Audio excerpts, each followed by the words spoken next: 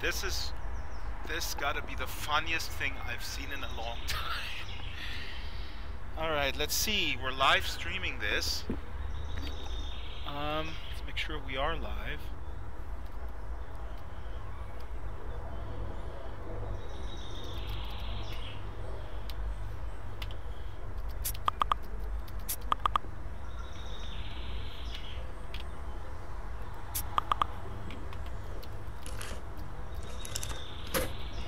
Okay, hello, hello, hello. Piling up here. Wait. Oh my god, this is hilarious. So I'm actually... Make photos! No, I'm streaming so everything. So... Oh, you are? Yeah, so I'm streaming and that is of course then archived. So... This is our avatar pyramid. Welcome to 114 Harvest. We're live online, streaming. I think they are loading right now. Yeah. Hey, Drax. Hey, Björn. That was Torley. Yeah. I don't mind being mistaken. That's an honor. It's cool. It's all good. Torley, I'm archiving all of this, okay? I'm archiving all of this. Nice. I was just like, I know it's a Linden and I know that voice, so which one is... Friendly greetings. Sure. I had to remember, I forgot that now voice is turned off by default on the desktop, like some of us has requested, so I forgot my microphone was off for a moment. Oh, that's actually not a bad idea. Yeah. Oh, people who are in desktop, when we go like inside, I think you guys should switch to first view mode. Ria, how about we wait? Should we wait downstairs? No. I mean, people are appearing here, or, I mean, if you want, we can go downstairs. No, you should be here and I'll disappear. Oh, I see the plane. Now, this is a great proof of concept, too, because now we can see... I'll go down in the basement. This is really nice. Okay, folks, I heard the plane and then I looked overhead. So if you see this on the YouTube stream, we're at the Drax residence. Actually, I gave it away because the spawn point is over there, and maybe some people won't know where to go. So are the rest of you people just loading, or are they already in? It's unclear who is loading and who is already in, so let's see. I'm going to go in. So, I don't know, I guess we should just go in down to the basement.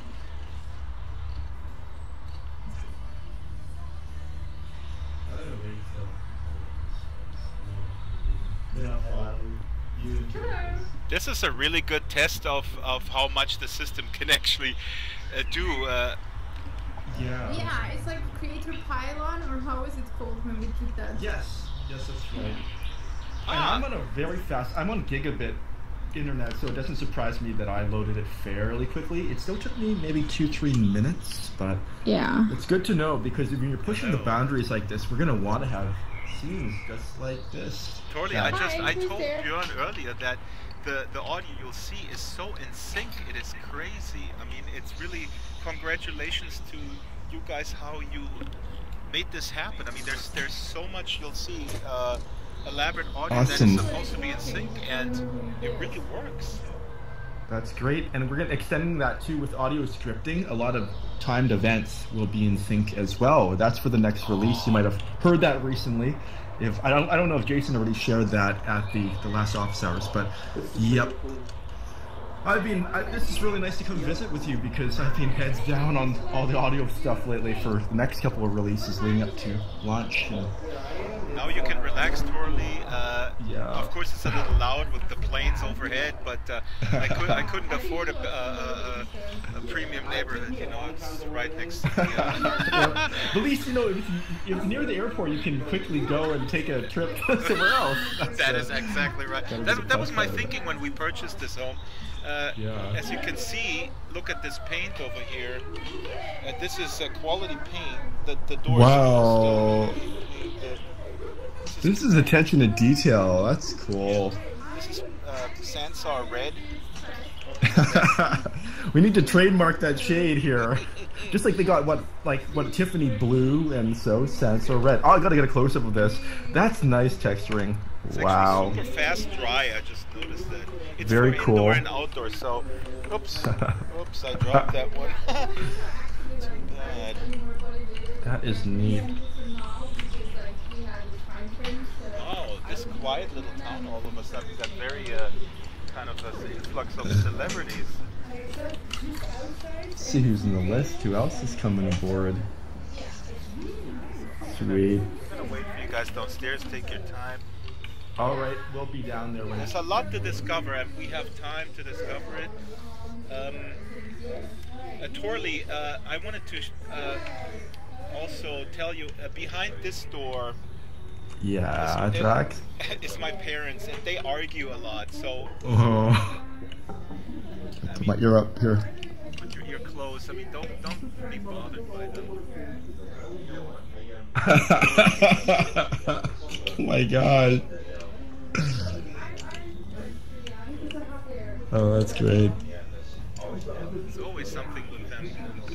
I like this ruler here measuring all your milestones growing up. This is great. Yeah, when I moved back into the basement, I mean, that was... First lifers keep out. Hello, are you a first lifer? Be like a Twilight Zone twist or something. First lifers and... Yeah. Totally, exactly. Like as we, I'll tell a little bit about how this all evolved to something much bigger than we initially wanted to do. But the Twilight Zone, to me, it's always kind of the back of my mind. Oh really? Yeah. Oh nice. Because I was like thinking about those kind of small towns with a secret. Yeah. Like Twilight Zone, like Stephen King, stuff like that. Oh, if you wanna go down the road, there's a road closed sign. Don't go past the road closed sign. Oh, you're making me. This is reverse psychology at work, man. Oh, of course you got Frank Zappa. Yep. Neat. And your broadcasting booth. Oh, so that's where. Okay, I did see an earlier picture. I didn't try to spoil too much. I did see a photo of that. Okay. So, for example, here you see the Mackie speakers. Actually, they're Dracky speakers, SL824s. Oh my god, I get that. That's an audio geek joke. That is purely. We did that only for you because actually we may open a gas clinic where you can. This makes me feel right at home. Oh, here's somebody. Dachi. Wow. Dachi, is that you? Yeah. Oh, Hey, I Dachi. love this. Thanks for coming. Yeah. Wow. This is so cute. Please don't mess So up cool. my cups here, okay? Don't whoa. take the cups. Just you can. Yes, rude guests stealing your stuff when. Oh, I like that. Yeah, Put in I the made trash. radio for a few years. I love this. Oh, somebody left me a note. What is that note? Call Ria. I'm free camming, zooming in on stuff too, and just. Hey, I hear myself back, but like 30 seconds later. Yeah. What did you say, Dachi? I said I hear myself back, but about 30 seconds later. That is strange. Do you have headphones on, right? Yes, I have the Oculus on. That is weird. The first guess would be that the PC routing in and out is strange. Maybe you check the global settings on the PC. That I didn't have this before. It's a new thingy. I hear you too 30 seconds later, so it's not just me. You know what? Then that's what we're going to be talking about, because it's in some ways this is also a stress test, because there's a lot of audio here, and I said earlier I was very impressed how the audio is actually in sync, but now when there's so many people here, it might actually be problematic. Let me. Sorry, I'm really cheating. weird to hear your text twice. The same. Sorry, I need Sheer amount of detail here. This is incredible. And we have games too, Torley. Yeah, these are games if you take the dice, but don't mess it up maybe, because So the dice really, they roll. Oops, they're That's kind of crazy. This is a game in America. It's called aggravation. Yeah, because if you move one forward, and then somebody rolls a 3, then he can kind of knock you out. You see? Like this. I can see why would be so frustrating. And then you may have advanced really far, and then you can still knock people out. We also have games prepared later, but I'll do a formal quick announcement when we are all gathered. You can place those bottles. Yeah, the watermelon was the last edition. That's so sweet, literally. Oh my gosh, that's great. The fridge is very noisy. I don't know. I mean, I think I have a fridge. Yeah, it's like those subtle attention to detail. Oh, nice. Yeah. But I really wonder what, because the speakers are supposed, you know, they're basically 2 mono audio streams that I wonder when we come in at different times. I mean, does that start over? Or, you know, when I'm in here first, right, and then you come next, my question would be, does the stream then start for you differently, so we basically hear different things, or do you know how that works? Good question. I think it's still different. The intent is someday to synchronize everything, but that one I think positionally. I'm not absolutely sure, but I think because I was in a recent meeting about that sort of stuff, and I think that's one of the things that we want to still make it so you're having a synchronous experience. Yeah. But that if you wanted to, on the script level, you could override that for the times if you did want to be, yeah. Right, that makes sense then. If you have, it's just like in Ready Player One when they come into the game, when he comes into that game, and then the next guy has that same experience. Hello, who are you, if I may ask? Thank you for coming to my party. Let's fire cannonball and find out. I can't. Whoops, I hit you. I gotta. That's Augustine. Hey. Oh, Augustine, hey, man. hello. A banana. Yeah, he's calling out. I was just looking at the chat. He's calling out all the food: pizza, beer, donuts, a banana. Wait, Torley, I want to give you a heads up on this game that we're gonna play later. Look, okay. If you grab a beer, the game is there's gonna be 2 teams, and they have to bring the bottle over to the crate, and they have to carefully put that into the crate. And the first person who puts in 6 bottles into the crate, the first team is gonna win. Ooh. It's actually kind of. Wait, I get it right. You have to get it right in the slot, like one of those. Right in the slot. Otherwise, it's cheating. 12 slots. Okay. There you go. There's some fine hand-eye coordination going on there. And then if you're not the game guy, you can read some books. This is a book called It Can't Happen Here. It was written in 1935 about the advent of a fascist regime in the United States. Whoa. What a surprise. Some classic literature here. Oh, yeah. Ryan, you said you were not Ready Player One, of course. Yeah. The things don't become blue anymore when you can pick them up. You can just... Oh, nice, Brian Green. They don't turn blue anymore? I kind of like that. I'm going to go down. Yeah. Oh, I hear a voice that I haven't heard in some time. Hello. Ebbe. Guys, you pressed the party already? Is that you? Oh, Ebbe's here? No, this is Nick. Oh, Nick! Oh my god, you sound like Ebbe now. Wow. Crazy. This is so cool. Come on down. Gotta grab out everyone's reactions. I mean, it's the sheer emotion. Ria, I've been showing Torley around. This is so cool. Oh my god. Oz is awesome that What you... is this game called in English? I want stuff to turn blue when I can select it. I prefer that. I'm gonna tell them to change. I'm gonna tell them to change it back. In Britain, Well, it should be it's an option, called maybe. Ludo, and in America, it's called aggravation. And Oh shit, now I'm standing in front again. and in German, it's called Menschagerichnik, which means, dude, don't get upset. Don't be angry, yeah, something like that. Oh, wow. Yeah. I'm gonna go upstairs and tell people to come down so that we can do a quick formal announcement, and then we can... Yeah, please do that because I didn't know this house was open. Hello! Hello and welcome to 114 Harvest. Please make your way down to the basement. Quiet fella. And here is the spawn point. That's hilarious. Hello folks, this is Draxtor.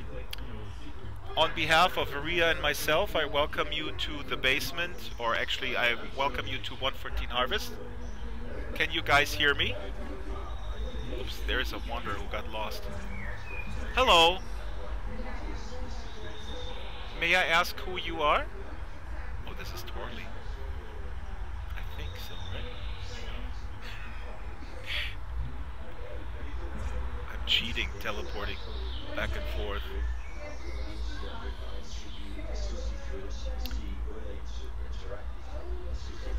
Hello, folks. Hello, hello, hello.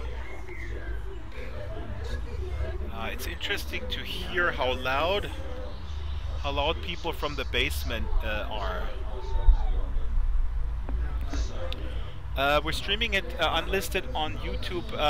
Folks who watch on YouTube, can you hear okay? Let me just double check.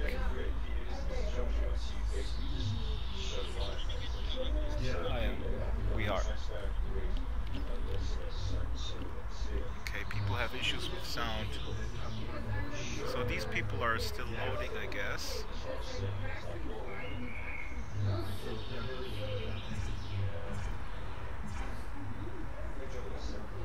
Actually, I'm gonna check real quick the visitor script.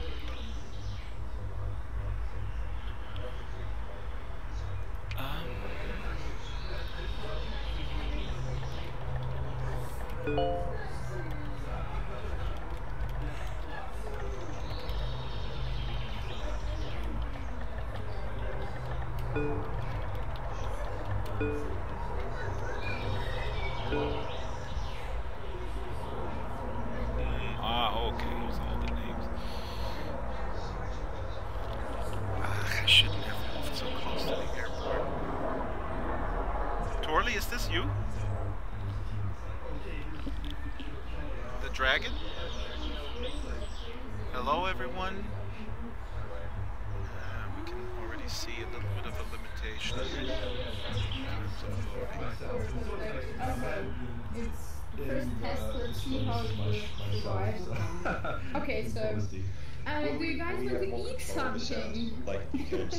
Do you want coffee? Do you want beer? Hello, everyone. I'm standing outside and directing that will, in its first newcomers. iteration, already be a lot more advanced in Second Life. Like, for example, minutes, you'll be able to change the pitch, loudness, vary and randomize things. So if you have bird calls, you can randomly play. Have you already danced on the table? X, y seconds. Yes. Well, do it again. I gotta film it. Obstruction to block sounds, great type of spaces. Oh, nice. We will have a donut. You can do it for the camera. Hey, that's the laws. Don't reverb touch and it. global illumination at the published stage. So it'll clearer show instead of just this indefinite progress spinner. You're actually going to have an idea which stage you are in that process. Right. That's really cool. Yeah. Yeah, very cool. So. Yeah, one thing would be if you were, say, in a bathroom or in a room where the door was closed, obviously no one else would have been able to hear you except the people inside the room. Yep, that will come with obstruction and occlusion. That's all, that's all part of it. That's and it'll make for more controlled sound spaces. Loss, I want to offer you this donut. I would take it if my hands moved. If my hands could move, I would take it. Then I'll gently put it on my head. On your head. It's gonna be. I won't. Angel, it's like a hero donut. I rejected it. My head rejected it. Did you make the couch? It's really nice. Yeah, I did make the couch. Yeah. That's the one I had. Well, I had one in Second Life, but this is the first version that I made, which is a very high-res version of it. Then I down-resed it for Second Life, so then I brought it back out for Sansar. So. I love this couch so much, and we'll mention that in the formal announcement. There's a lot of people rezzing out there, and they don't respond when I talk to them, so maybe they can't hear me. Oh, possibly. I crashed the first time I tried to get in, so... It's really heavy, the load. You have to tell people to come inside the house. I didn't know to come inside the house when I first came here. Is that Ryan? Welcome.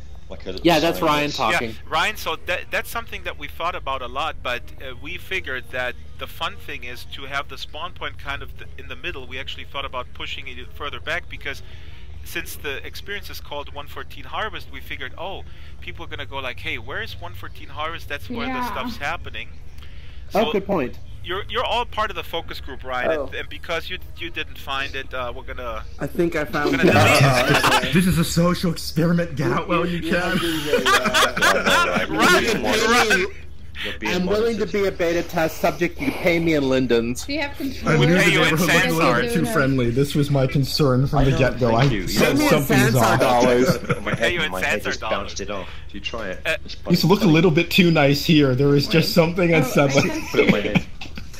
I can't wait for more avatar customization features. Oh, I don't know. That's weird. By the way, yeah. you can, and I want to do this quick announcement in a few minutes, so to tell people what kind of thought process went into this. But Ryan, in the meantime, you can grab a bottle. Oh, are you in a headset? I'm in a headset. If you grab a bottle, this is for I got a later for bottle. game. And now try to go as fast as you can to the empty crates over there. And then try to very carefully put it into the crate. It's really funny. It's gonna be like beer bottles and donuts right now. That's gonna be our game. That's awesome. Oh, I got stuck. Hang on. Okay, hold it. I'm almost there. Okay, I'm gonna drop the bottle. No, not drop. Oh, yes. Wait, but you have to really put it in. See? It's not bad. Oh, okay. Sorry. But it's like a real party. And then you win if you do it. Why are you See, I can't reach down very far because my hand controllers hit the desk. Oh yeah. I so just I have to only go so. The reason I put the cap on is that at least I have to.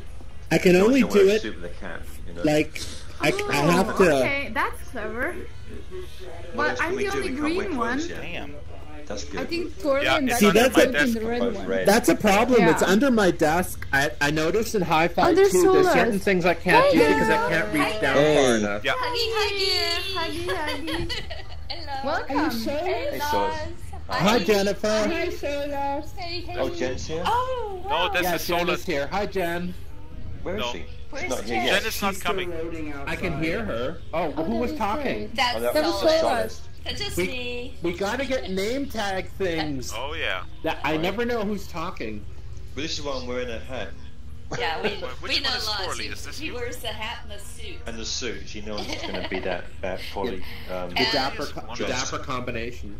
Yes. I'm gonna check outside. Okay, guys. Hey, Drax. Hi, Solas. Thank you for coming. In 3 minutes, I'll do a formal announcement, and the latecomers, screw them. Nice. I don't care. Oh, it's taking a while to get in. Coffee time? Drax, I like the coffee cups there. Nice touch. Ria, it's all Ria's work, and Oh, Ria, really nice work. Gotta have branded merchandising. I want to have a drinking animation though. Hey, Drax, I love the sofa. the sofa is awesome. Shut The up. sofa is by us. It's a total Hell Britannica. Yeah, I wanted Just wish you could sit on it. And this game, oh shit, the game is already completely messed up. We have to fix the game because this is a game called Mensch ärgere dich nicht, and you can actually roll these dice. Hey, say that again 3 times Men fast. ärger dich nicht. right. Don't get angry. Yes, don't get angry. That's a very popular German game. German people are nuts about board games. Totally. I was gonna say, you That's did. what we do in between designing the cars.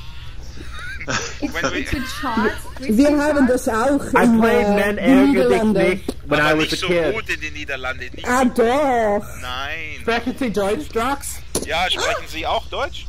Ja, auch. Ich hab gerade... Meine Eltern und Großeltern waren von Deutschland. Oh, das ist ja toll. Dann machen wir alles jetzt auf Deutsch. Der Rest ist uns egal, Ryan. Wir sprechen nur jetzt Deutsch.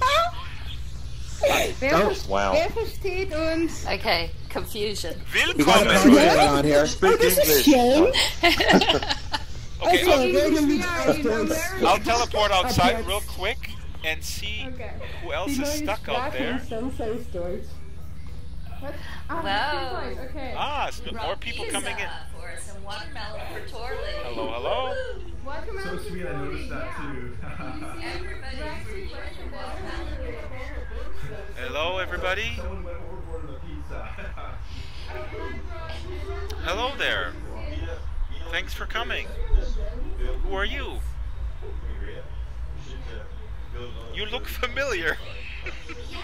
Maybe that's due to the fact that we all look the same. Oh, hello. Thanks for coming. It's me. Who is this? David. Oh, hi, David. I've been here for a while. I'm just wandering around. No, my line is this. I rehearse this line. It's like, hello, you look familiar. Oh, wait a minute. We all look the same. Right. I think there's 3 of me in the basement right now. That's right. You cloned yourself, and you also have different voices. And one of you has a British accent. How did you do that? Yeah, there's a lot of stuff on the other end. I mean, there's like some weird stuff that we're gonna be doing, but there's lots of interactive stuff downstairs. And I was just talking to Torley. I want to make a quick formal announcement, but people are still totally stuck in the. Who is the little guy at the end of the dead end street? I can't make him out. Who knows? We don't know that. We don't know. Okay. Yeah, there might be some weird mystery about this guy. And if you go closer to the individual houses, you hear a lot of stuff. And if you go in the kitchen, my parents are arguing. Don't mind them; they always argue. Oh, is there a kitchen in here? Well, you can't go in because they close the door for. And you hear, by the way, David, in case you didn't notice, this is Sansar paint. It's yeah, it's fast dry, so it's really high quality Sansar paint. Awesome. I like the door, the way you fix not being able to open a door. Yep.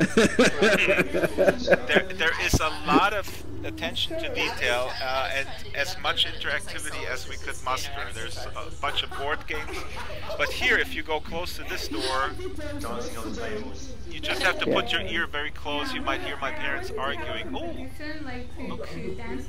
There's a note.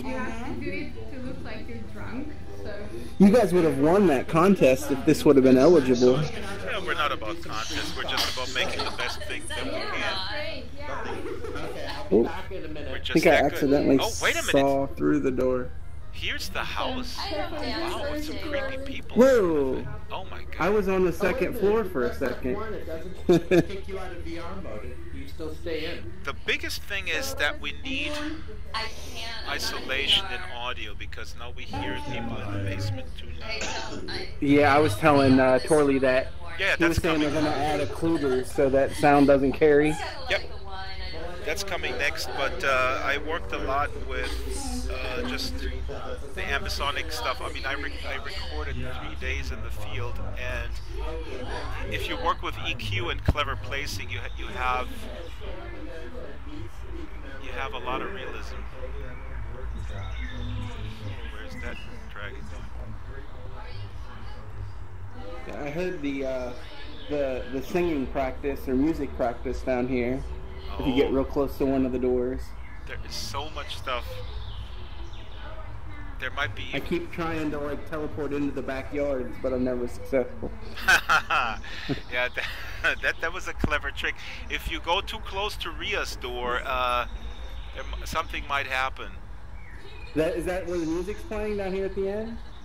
Well, here's where Ria lives, so that's because her name is on the mailbox. Oh, it says Ria on the mailbox. Yeah.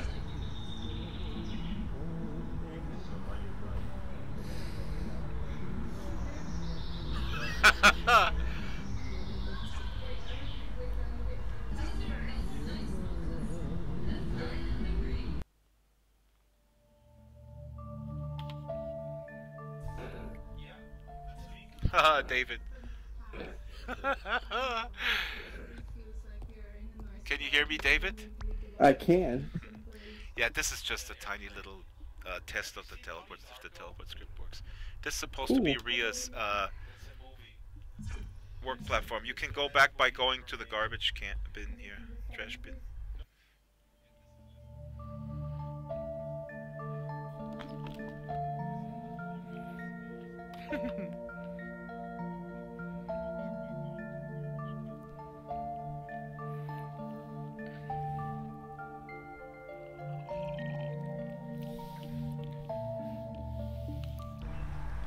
There we go. So that's interesting. So we're back right away because we preloaded it. That's good to know. Is there a chance we went into a different instance? I don't hear anybody. Oh my god, that's interesting. No, here they come.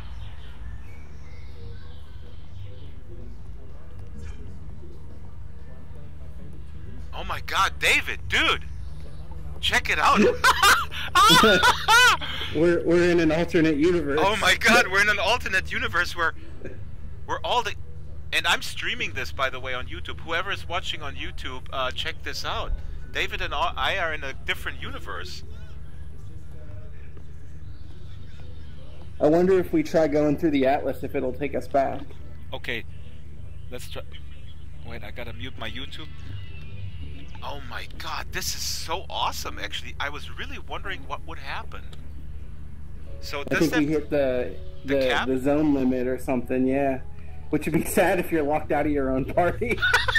Everybody's like, where did Drax go? This is like the Twilight Zone for real now. Okay, let's go back to the Atlas and see what happened. And I was wondering how could we go back so fast when all these other people are stuck at the entrance? Alright, Atlas, okay, let's do this. Ah, shit.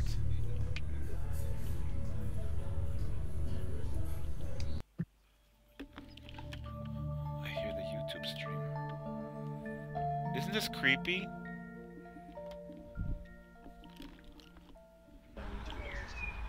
Are you there, Drax? Yeah, David. I feel like we were just in a zany 80s comedy. You like teleported like Bill and Ted's Excellent Adventure.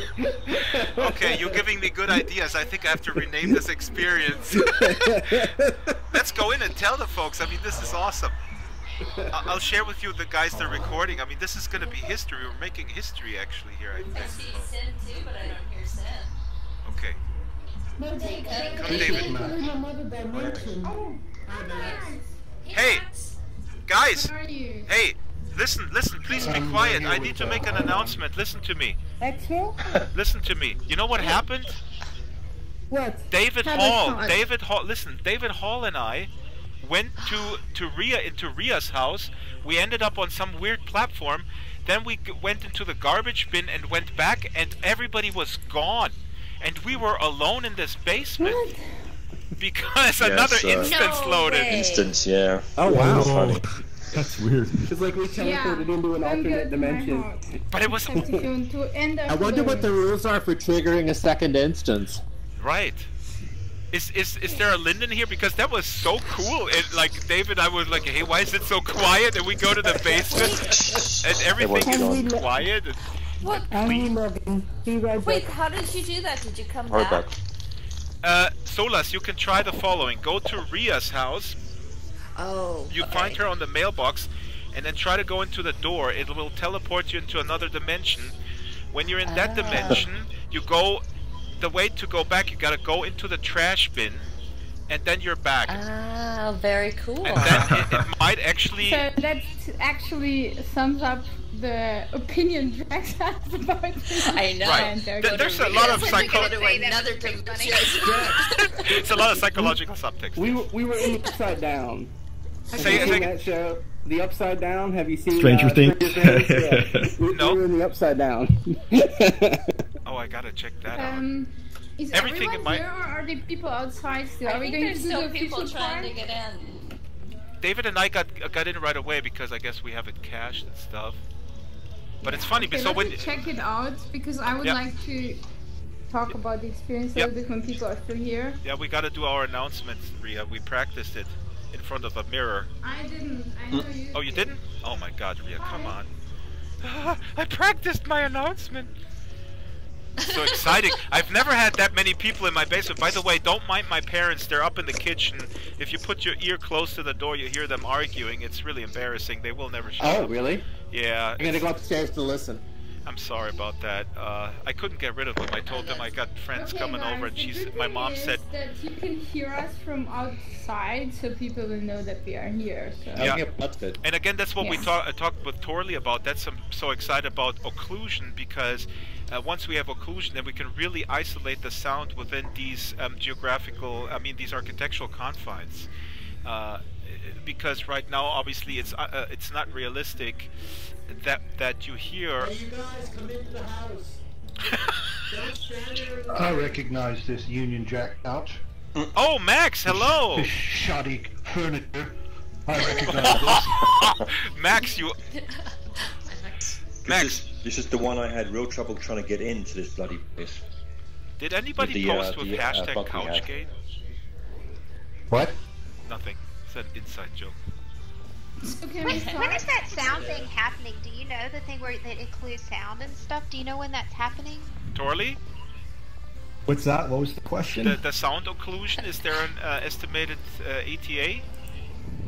It will probably be, well, see, this is, I gotta be tentative about this, but yeah. It shouldn't be too far. It is high priority because it will enable a lot. So, within the next, maybe, not the next release, but okay. Yeah, maybe the one after. I was really hopeful. Part of the complication is we wanted to integrate with Steam Audio Sooner, which will enable that. We ran into some complications with that, and we are working with Valve to iron that out. So, yeah, once it's enabled, of course, it'll make sectioning stuff a lot easier, compartmentalizing spaces, and better control over your mix and spaces. Around a house especially is a very good example of that. Ria, yeah, as I get news, I'll share it, certainly. I should not talk over people. Ria, No should problem. I start the a quick hello? Formal hello? Where's Ria? Yes, please. Okay. So, folks, please gather. I'm going to be standing here in front of the Darth Vader board. Please gather around, and let me just take a few minutes to say thank you for coming. We're very excited. Ria and I, on behalf of her, thank you for coming. Now, let me just say briefly what this is all about. I had approached Ria, I think it was probably 2 months ago. Can we build sort of a Drax headquarters that down the line I could do some live streaming, live broadcasting from it? So it all started with me saying, can we build some sort of basement? Can we build around sort of the fun aspect that I live in my parents' basement, and there's like a podcasting room like you see over there? And she said, yeah, sure, let's do it. And it grew exponentially from there. Then I realized, oh, wait a minute, where's the house that I'm living in? Where's the basement? What's the house? Oh, 114 Harvest is actually an address where I used to live in California, in a small town. They said, well, I sent her pictures of the house. Ria said, okay, let's do that. They go, okay, but what is the town? What about the town where that house is located? Okay, well, let's just make a town. By the way, one of my Vive trackers just died. It's gonna come back. So we kept adding on and adding on, and then we decided we'll build a street with some houses which you cannot enter, and then we embarked on putting this together with as much interactivity that we could think of. There's a bunch of games here. We thought of some fun games, and obviously there's some limitations in Sansar in terms of interactivity. We really tried to kind of push the envelope here. Also, the sound design, and I gotta say this is to the Lindens and Torley, please pass that on. I am so incredibly impressed with the interface. I mean, all this stuff is Ria's modeling everything. Okay, of course we stole a whole bunch of stuff from Turbo Squid too, but no, I'm kidding. Most of the so Ria is. Well, if I may cut you in there. Yes. Only a little bit stolen from Turbo Squid, but like I would like to say thank you again. I'm sure you guys recognized it. This fabulous couch from Mr. Lost Hyde. So the Yay! was made by me. The You did a fantastic job. And the food and some little stuff which I didn't have time to do. I took it from Turbo Squid. So come here, Ria. I also want to ask you some questions that you can go more into detail. I want to say just 2 more things about the interface. So this is the first time I really worked for quite in detail with the Sansar interface, and in terms of audio design, it was really exciting to see how solid it is, how the stuff is in sync. So you hear a whole bunch of different things here, and later you may want to go in and really kind of examine and analyze the detail. there's a lot of tricks. You can ask me how we did it, and we'll be very upfront about it. For example, here, if you go to the podcast room, if you put your ear out, you will hear a familiar voice emanating from the laptop. The sound that's coming from those fake Mackie speakers, of course, we couldn't use the trademark Mackie, so we Ria changed it to Dracky. Those are Dracky speakers for the audio files among us. Is essentially the same audio stream, but split into 4 mono files, and all those files are playing directly in sync. So if you put your ear towards one speaker, it should be a mono coming out, and if you go into the sweet spot between the 2 speakers, it should be pretty much very good stereo imaging. If you go past on the other side of the town towards the forest, there will be some things hinting at stuff that we might develop further as other... Oops, sorry. My client almost died here. That we develop further. Now, last word, Laws Hyde has contributed the couch here, and I love this couch, and I loved it in Second Life. And so when I said everything is made by Ria and stolen from Turbo Squid, Laws also made something, which is this couch, and to me this is the centerpiece. So thank you, Laws, thank you, Ria. You made this a home that I don't want to ever leave, although my parents are arguing upstairs in the kitchen. Ria, do you want to say a few things? What were the challenges? Well, okay, thank you, Drax. I think you said it all, but I was not listening, so I was saying to you. Of course, she never listens. That was the biggest obstacle. You're right. Yeah, so, as Drax said, he approached me 2 months ago, went to the small room, and then, some ideas started coming up, and I wanted to make it really personal, really like that he lives here because he wants to actually use this space for his podcast and live streaming shows. He plans to have similar to what he already does in Second Life, and we also would like this to be a very nice hangout space for everybody where you could just come in or wander around or whatever, get to know each other. And then we started building on the city or little street, which we have some plans for. I don't know if you said anything about those. We have a lot of plans, and again... So basically Go ahead. So basically, we thought that in the future, all the houses may be enterable, or creators will have them, and they would just link you to their experience. So it can actually be very big. It can turn to be very big in the future. And I would also like to have more parties here, maybe something happening on the street, some interesting events, something like that. So that's something we talked about exactly. So there's a lot of different things imaginable. As we kept adding on, we thought like, hey, you could make this, because we were also sort of thinking about a business model and also kind of an inspiration for other people. How can you build a business upon Sansar? Maybe you could rent it out to other creators, and it's a creator village, or you have other stories with non-player characters later on in these houses, and as Ria said, that you could teleport and link to other experiences and such. But Ria, I want to ask you, it's really impressive that you thought of a lot of interactive stuff, and people could complain, oh, there's not much to do in Sansar yet in terms of interactivity, and you actually built this board game, which is based on a popular German board game, but it's also known in the US. And how did you think of this? And then you executed this, and it totally works. So we can actually play. We can do much more than some people may say. Well, we can't.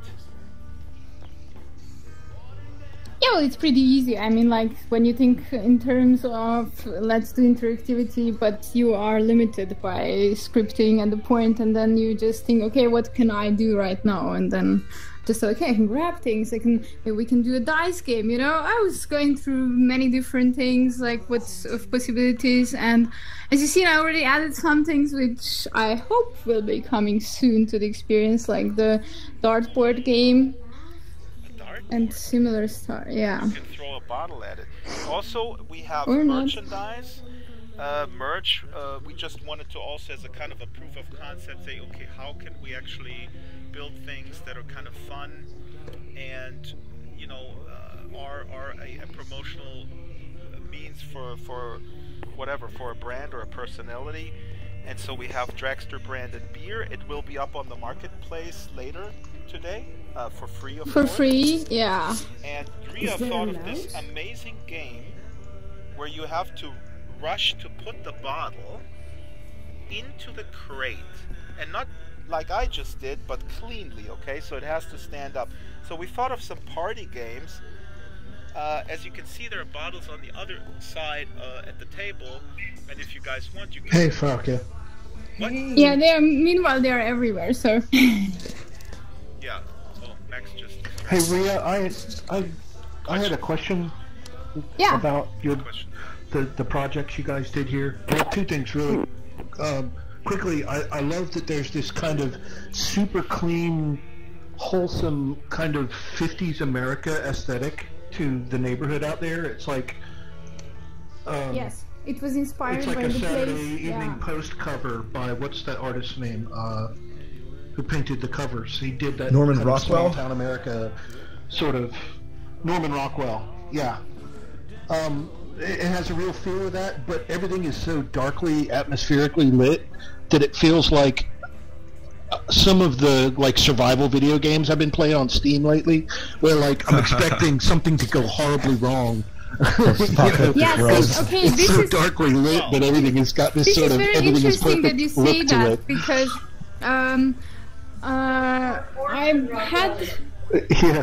I had some people in before for a sneak peek preview, and we all had different experiences. Like, for example, at my computer it looks totally fine. Like, some people said it's too bright, some people say it's too dark, you know, so I think it just depends from your monitor or your, I don't know. Oh, I think it shows the lighting in here really, really well. It's an interesting concept. It looks like it's an evening outside. Yeah, I wanted to go for that, like and then you sunset, get in the house and it's nice and warmly lit, like down here and stuff. Y'all did a good job. Now, my other question was, or my other thing was really more of a question.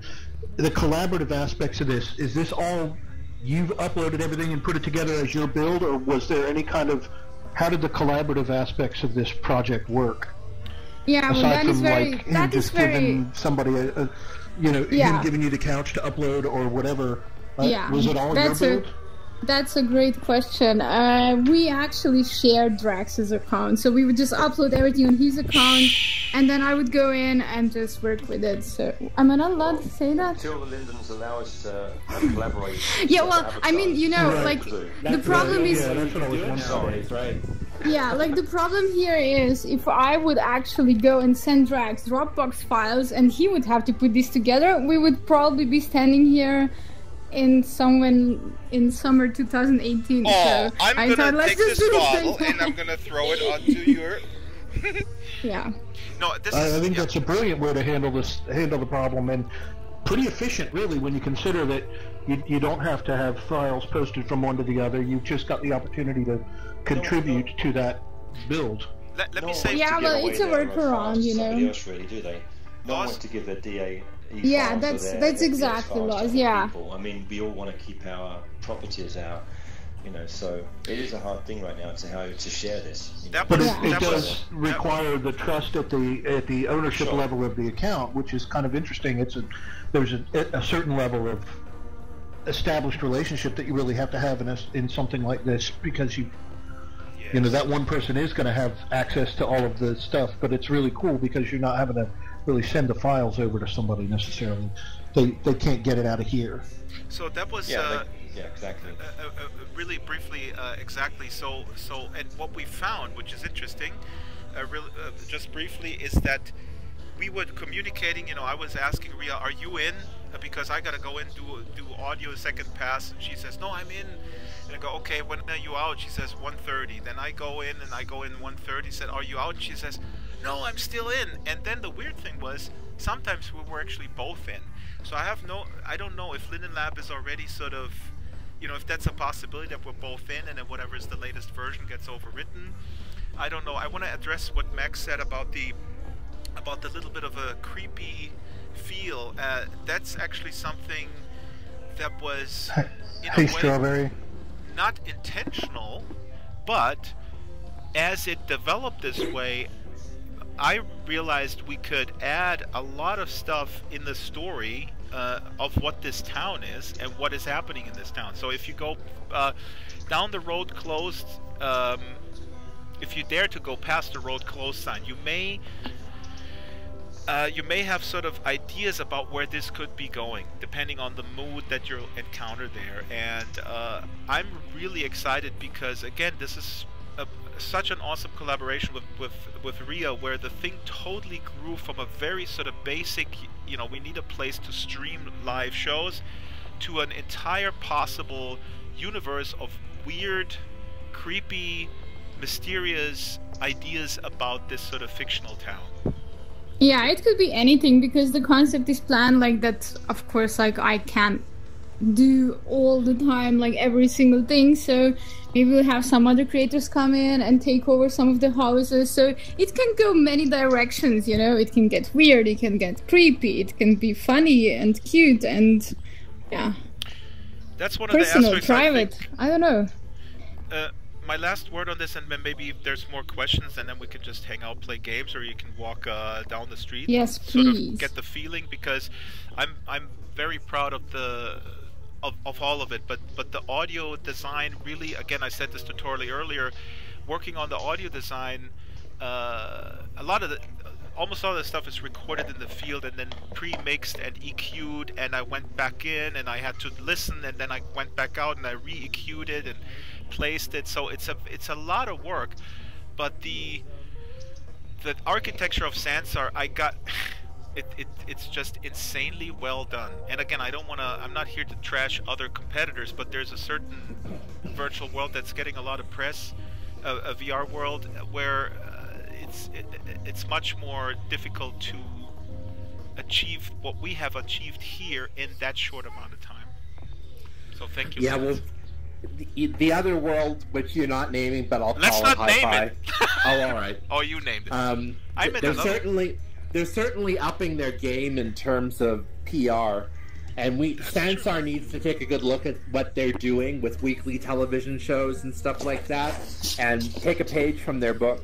That was the reason why we wanted to start with, you know, really getting in on the ground running with the broadcast studio. So I have a whole bunch of concepts ready to go. Right now, of course, we know the limitations is avatar, customization, and of course, even something as simple as sitting.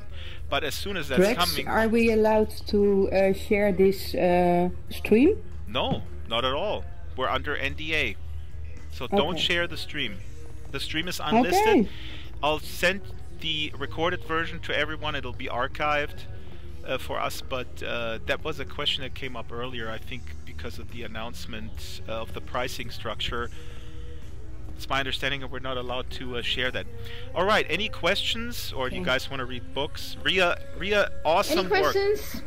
I just want to thank everybody for being here. That is really great, and I hope you are going to enjoy yourself. Thank you. And if you do have any questions about whatever, just ask me, ping me, whatever. I'm here. So I was thinking, if your experience like this gets popular enough, you can charge people like a fee for a teleport gate. So like you could charge someone a fee to have a teleport from your town to their experience to drive more traffic. Well, yeah, that's one possibility which we were thinking about as well. Yeah. Tourist trap. And give me all your money. A tourist, that's right. Like a drive you out in the desert, and if you want to get out of the desert, then you have to pay. There you go. Hey, so virtual extortion. Drax, this is unlisted, so I can sell the listing on the black market. Oh, wow. Yeah, on eBay. Oh. Always the entrepreneurial angle. I just thought of one thing, because you mentioned sort of business models and stuff like that. Also, for me, as primarily as a, whatever you want to call it, a media personality or whatnot, for me it's important that I see myself as sort of a virtual version of a non-profit radio station. So I'm also planning on working with donations. So I would be very interested that there's like a little donation box here, and then people come in, and if I'm not here, they can listen to shows, and if they like the shows, if they like the service of a virtual reality podcast or a live stream, they can put some shekels into the box. But like Ria said, I mean, there's a multitude of options. Again, one of the ideas is also merchandise, but that's all, of course, contingent on avatar customization. And lastly, the non-player character aspect. Oh, somebody needs to go. Thank you so much for coming. Oh, no. Very nice. Oh, Really well I want to done. say one more Thank thing. you. I know, I'm so it's glad like you came. freaking Steve Yeah, Jobs, let's talk soon, but in an okay? annoying Yeah, way. let's do that. Bye-bye. Okay, bye.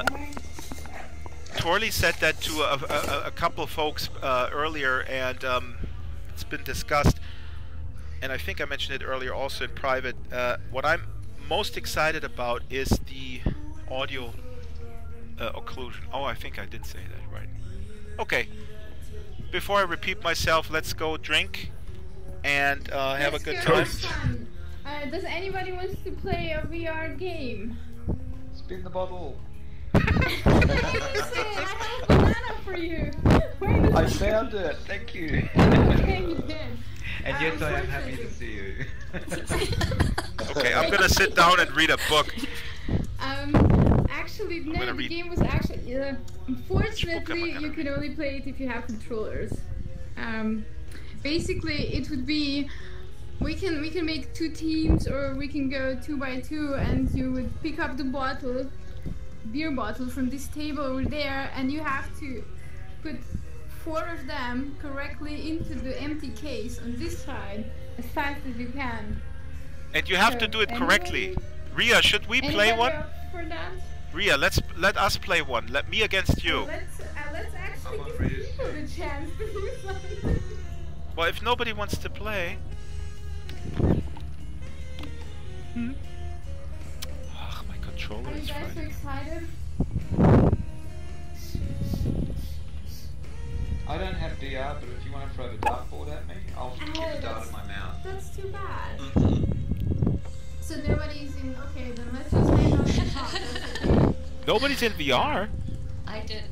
It's too early for VR for me. I have mine hid because my daughter's dog's here, and I'm afraid of her getting a hold of it. So I'm kind of like, I guess I could have plugged it in for this, but I haven't put up because I'm afraid of this dog. Well, that's okay. I told you the basic idea. Bottles and the cases are gonna be here, so you guys can come anytime and try it out. So, yeah.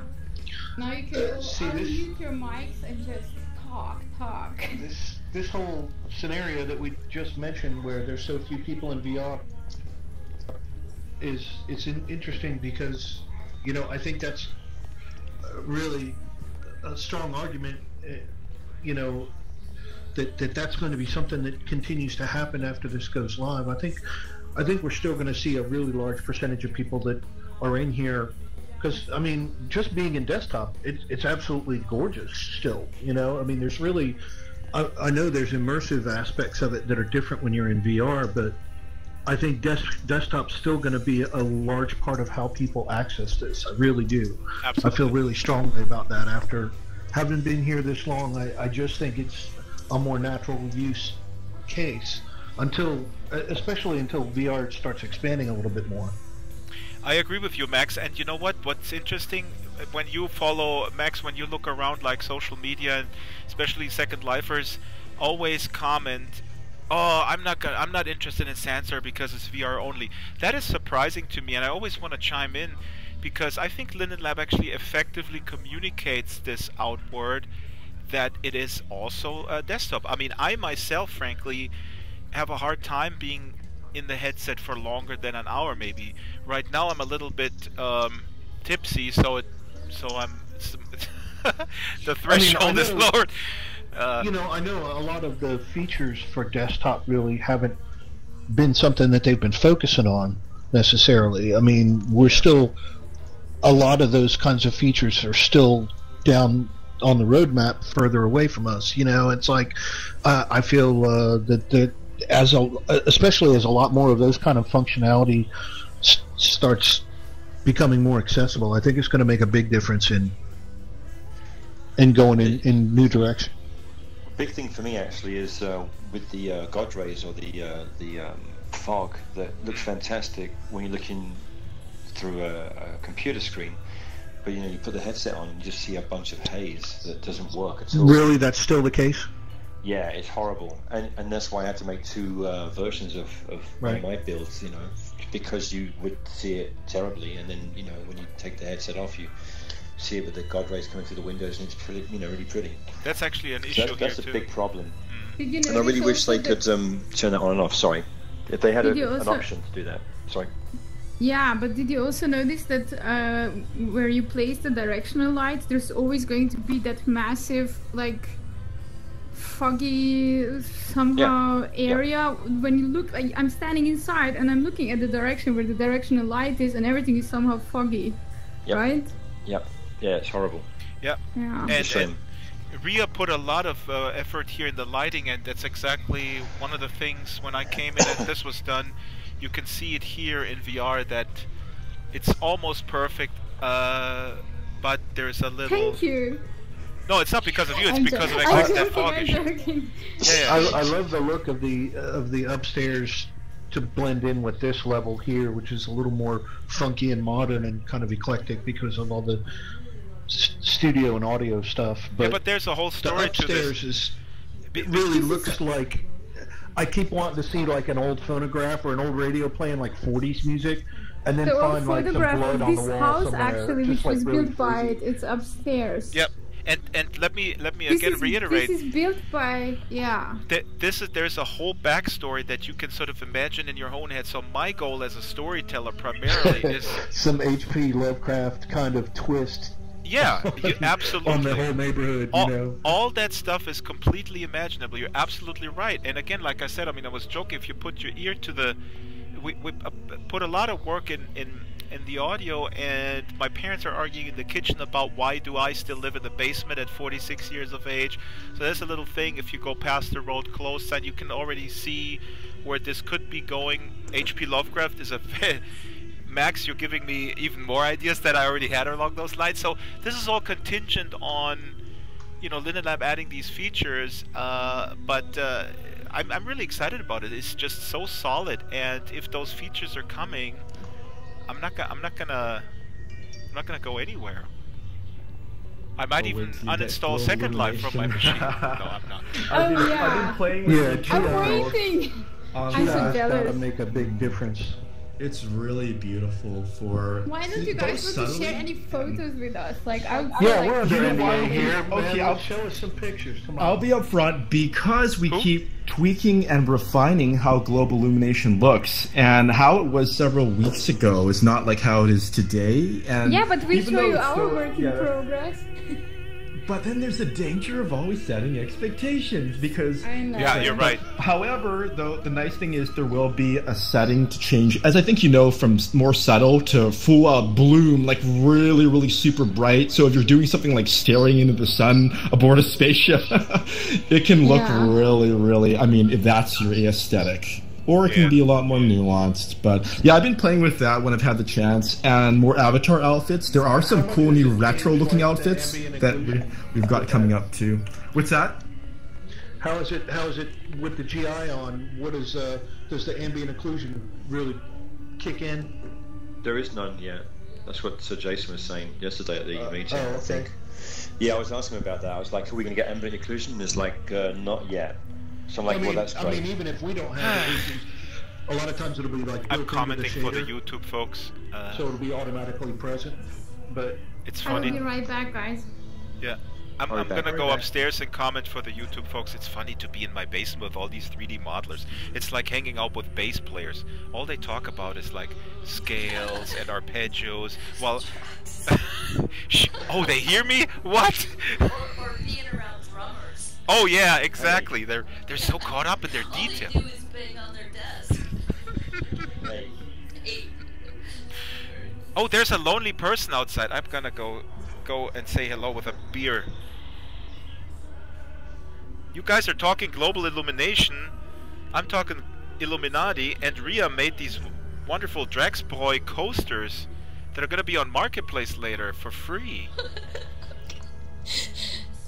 You know, you gotta set your priorities It's great straight. seeing how far you've pushed this already. I really like looking at all the nuances and the character and the world building, the thought you've paid into the backstory of that. I think that's really powerful. A sense of history, a sense of place, time, and space. The backstory, I mean, again, this developed from really just this room, but now on Monday I'm going to sit down and write sort of a story Bible or character Bible. I'm going to think of names and of stories and backstories, and then we'll be ready as soon as those features come along. We're going to put them in, and it'll be an immersive world and an immersive adventure game maybe, or who knows, you know. You could do this as the Doom that came to Kadath, that H.P. Lovecraft novel I was talking about, where it's like the perfect little town, but it totally ends up full of monsters. Come, did you see the pictures upstairs? Yeah, Solus? I'm going upstairs. You should have a lottery for who gets the other houses. Oh! Wow. Wouldn't that be something? Yeah, we pay and then for a ticket. The golden ticket. Oh, by the way, have you seen that this First Lifers Keep Out sign on the back of the door? Oh, that's funny. And here's the picture of the house from 1898. Oh, it's gorgeous. Oh, wow. Looking down the street and seeing the people under the street lights, like, just standing in the middle of the road down there is creepy as hell. Oh, Max, come on. Let's go for a walk. Where is the kitchen? Is this the kitchen here? Yeah. Put your left ear on the door. Again. No, it's no, like that's not the down kitchen. That all these people standing in that's not the kitchen. The double doors here. Like, okay. That was the day the strangers in suits began to appear. Max, you're scaring me. Great, yeah. Max, we saw them first just standing in the street. They just began to appear in yards and in backyards. Okay, Max. Just got a real ominous sort of sense there. You could write this out. Max, we're gonna meet on Monday. We're gonna meet on Monday and write the backstory. See, this is like, it also makes me think of those, when you do a really nice Dungeons & Dragons campaign to get totally geeky, you start with some details and then the players start adding to the fabric of the world, too. Exactly, that's exactly my they plan. all had blazers and khakis on, and then we realized the Republicans had come to town. No, wait, Max. No. And then you realized Alex Jones was right all along. There are lizard people inside. Picture, if you will. Imagine a town. Imagine a town. So here, where is? Oh, here's something for Jen. Look at that.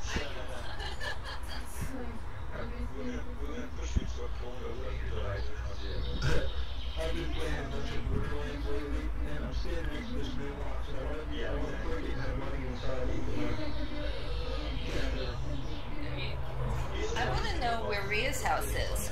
Come with me, Solus. Let's go to Ria's house. Okay. But Solus, we gotta stick together because if we're gonna be thrown out into another instance, that is the coolest unintended thing that happened. That's amazing. Don't talk to the Republican. Max, come with us. Oh God, Max. Max, you're scaring me. Come on, H.P. Lovecraft. That was mild, but stop with the Republicans. Come on, let's go back to Cthulhu. That's tame. But they're lizard people. It's got real race. I just identify them with republicanism first, and lizard people second. This is amazing. So this Did you ever see this? Did you ever see the show Sliders? It's totally like. I watched every episode. I was thinking of the early season, especially. Yes, I loved that show. Yeah, and you know how sometimes Quinn would come back at the fence would be slightly different, and then he knew it wasn't his Earth Prime. Yes, I loved it. Anyway, made me think of that. We could totally geek out about that. I'm gonna go in. Oh my gosh, I watched them all.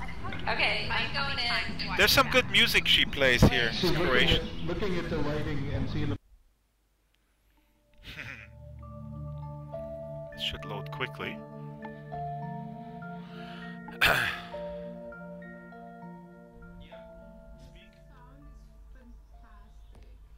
Oh, cool. Wow. That was, sense of scale has changed. It's now just that look behind the curtain. Yeah, that's just like, you know, I thought like would be. We're just testing the teleport script. But now, if we go to the garbage bin now, it's going to become unintentionally awesome. We should be thrown into a next instance. This one right here? Yeah. Let's go. Let's see what happens. Oh.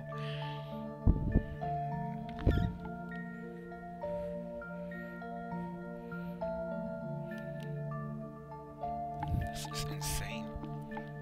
So let's see if we get into a separate instance. I think we all made it through. Well, why would that be? Why would that be? But wait. We might be in a different instance. Let's go in the basement. Yeah.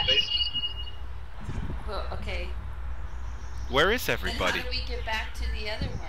Haha. I wonder if we re-enter and go to...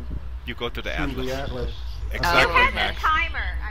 So we can have our private party. Yeah, and now everything should be fine. You know, the bottles should be cleaned up and... Oh, I want to see. The maid came. Let's see. Except I want a maid. The maid comes with the experience. For 50 cents or dollars. I certainly wouldn't want a maid that didn't have any experience. That is wild. Look at everything so perfect. Where is everybody? I love it. This is the Twilight Zone right here. I love it. That is so freaky that it does that. Why does it do that? Now, what would be really interesting is if the URL was a live broadcast from the basement. Yeah. If, when we came into this and reloaded the URL, we could watch the live web feed of the other basement with all the other people in it while we're in here. Max, you are so funny. Oh my God! And you know, Torley, wait, listen, Max, this is brilliant. As soon as we have live streaming, couldn't we put it? I mean, you put it on this TV, and then we come back in, and we see the stream from the original party. Yeah. Oh my God. You could. Wow. Now imagine if you had. You would only be able to have one URL, but. Yeah, you could definitely. It would be the original. You could definitely URL. have a live feed and be able to load that live feed and see the other instance of where you're in. The live feed. That would like open a hole in the fucking fabric of space-time, and suddenly you would have created a black hole, and now we're stuck in a loop forever. We'll never be able to get back with the others, you know.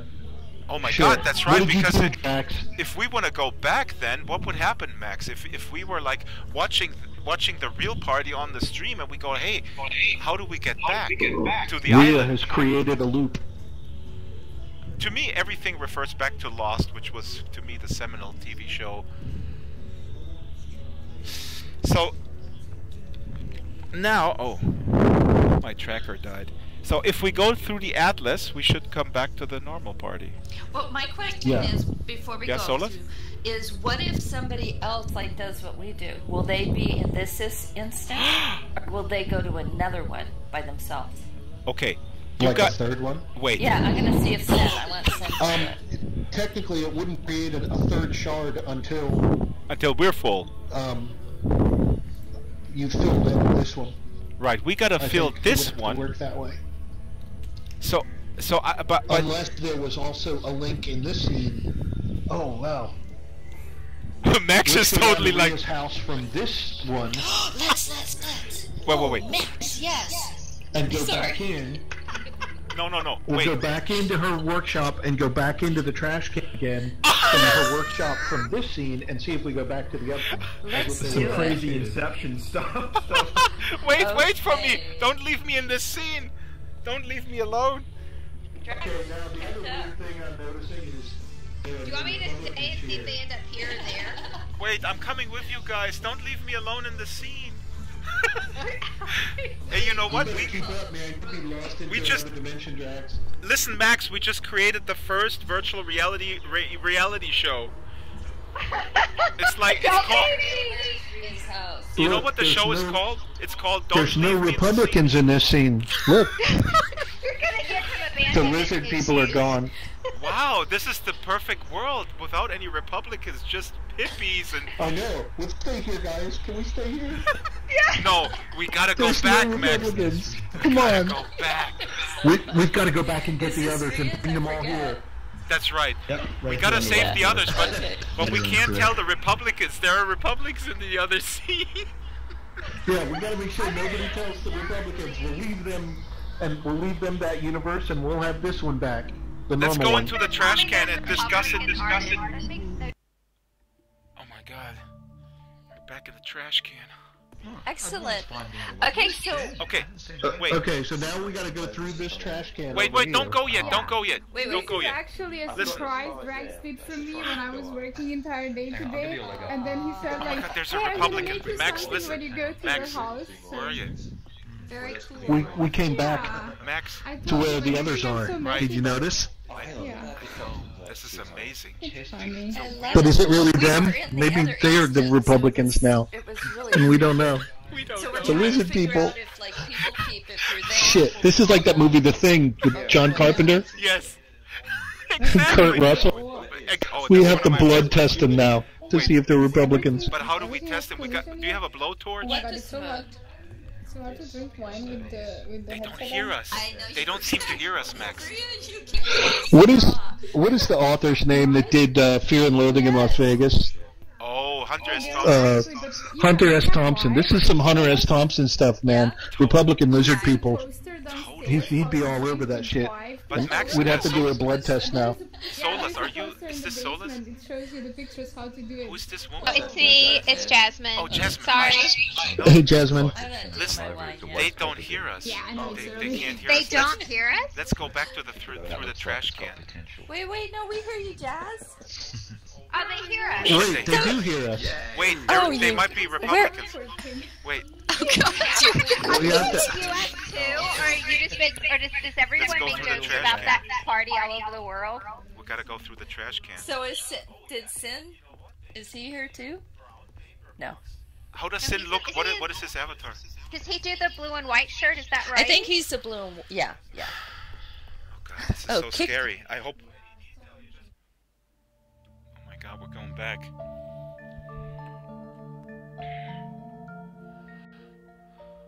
Oh, well. Yes. I was trying to back the trash can over there, and we've been exploring Max, other worlds, trash and can we is came up with some ideas. I did know that. Oh my God, Ria! Let Max tell you what we came up with. It was it's brilliant. Tell me, yeah. We came back to a world in the without... basement, Yeah, go ahead.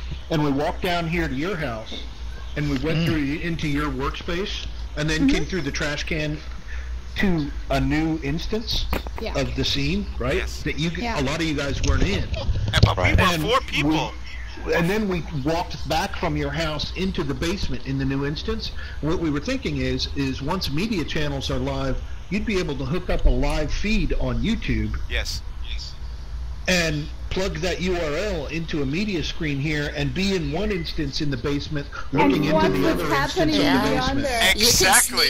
With you the can live sneak feed. off. And imagine you see the same room where the big party's happening, but you're alone because you went through the trash can.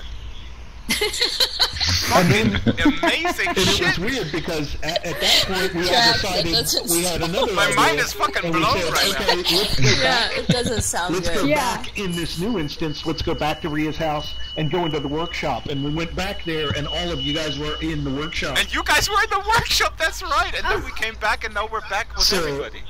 Yeah, it was like we went through a new instance and then came back to the main one by following the same path.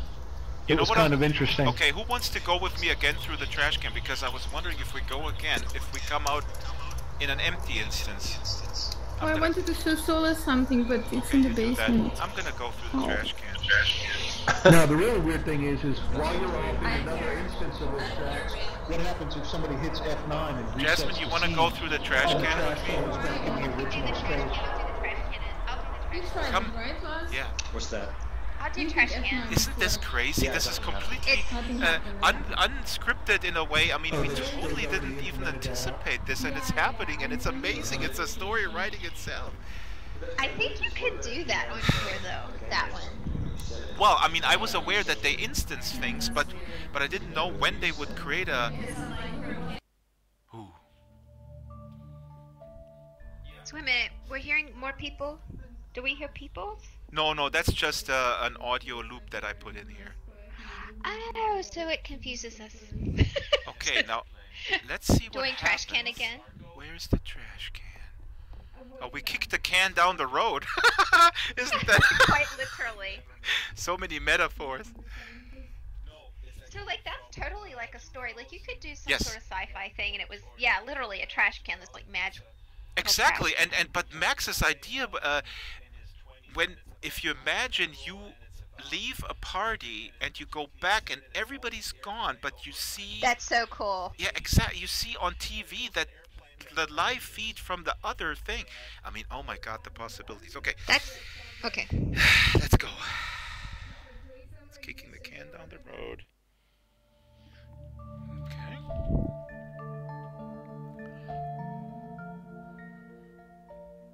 Okay. So you come back here. Jason couldn't make it, So what's I that actually about? missed on everything. Weird.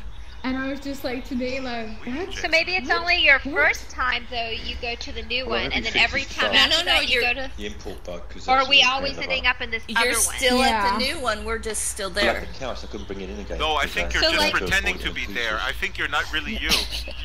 No, I'm me. Are I you see sure, me. Solas? Yeah, Oh, but okay, I don't know. I have a bunch of my Are you a friends Republican? because they want to just send it The to pod her. Okay, let me ask you a She's trick the pod question. people, Drax. She's the pod people. She's the pod. I don't know. Exactly. Pinch me and I'll know if I'm there or not. By the way, Jasmine, it's so. Thank you for coming. It's so delightful that you could make it. I'm really No, thank happy. you. It's awesome. Thank you. You're so sweet. Thank you. And for that who are one. you with the T-shirt? I'm sorry. Who's this? I think he's narrowing me down. Is it me? Yeah, Yes, it's me. you. Hello. Hello. Yeah, it's Sin. Oh, Sin. I'm sorry. I didn't recognize your voice. I only know 3 voices in the world. One belongs to Max. The other one belongs to Ria. And the third voice is my own. Toy. We all know Toy. No, Torley, yes. And you know Laws, and you Yeah. and you recognize my voice. I know, I'm just kidding. I actually thought like when Loss was coming down, he sounded like Ebbe almost. Oh, Really? But you know, Jasmine, I think the reason why just we slow. came back to the main experience was there has to be a cap of maybe, you know, maybe it's like 20 people or something, and then it creates a new instance. Oh, yeah. I hadn't even thought of that one. Wait a minute. Am I hearing airplanes? Yeah, you see the airplane up there? To your left, you look up. Where is this? Oh this my is goodness, that's so like. The Oh problem my is- gosh, that's like every detail that. There's a lot of detail. If you listen to, if you go to the individual houses, there's a house where a young child practices violin with a father who is a real asshole. I don't No know what way. that's based on. no. It's not based on me. Just saying. No. He's pushing the poor child. You have a violinist? In the house, yeah. Yeah, that's the hardest thing learning when you listen to that one when it starts. Oh my goodness. Oh, it's, but that's no. I mean, I'm my dad made me quit. Really? I was so bad apparently, he couldn't stand the noise, and so he made me quit. So I took a piano. He could handle the piano.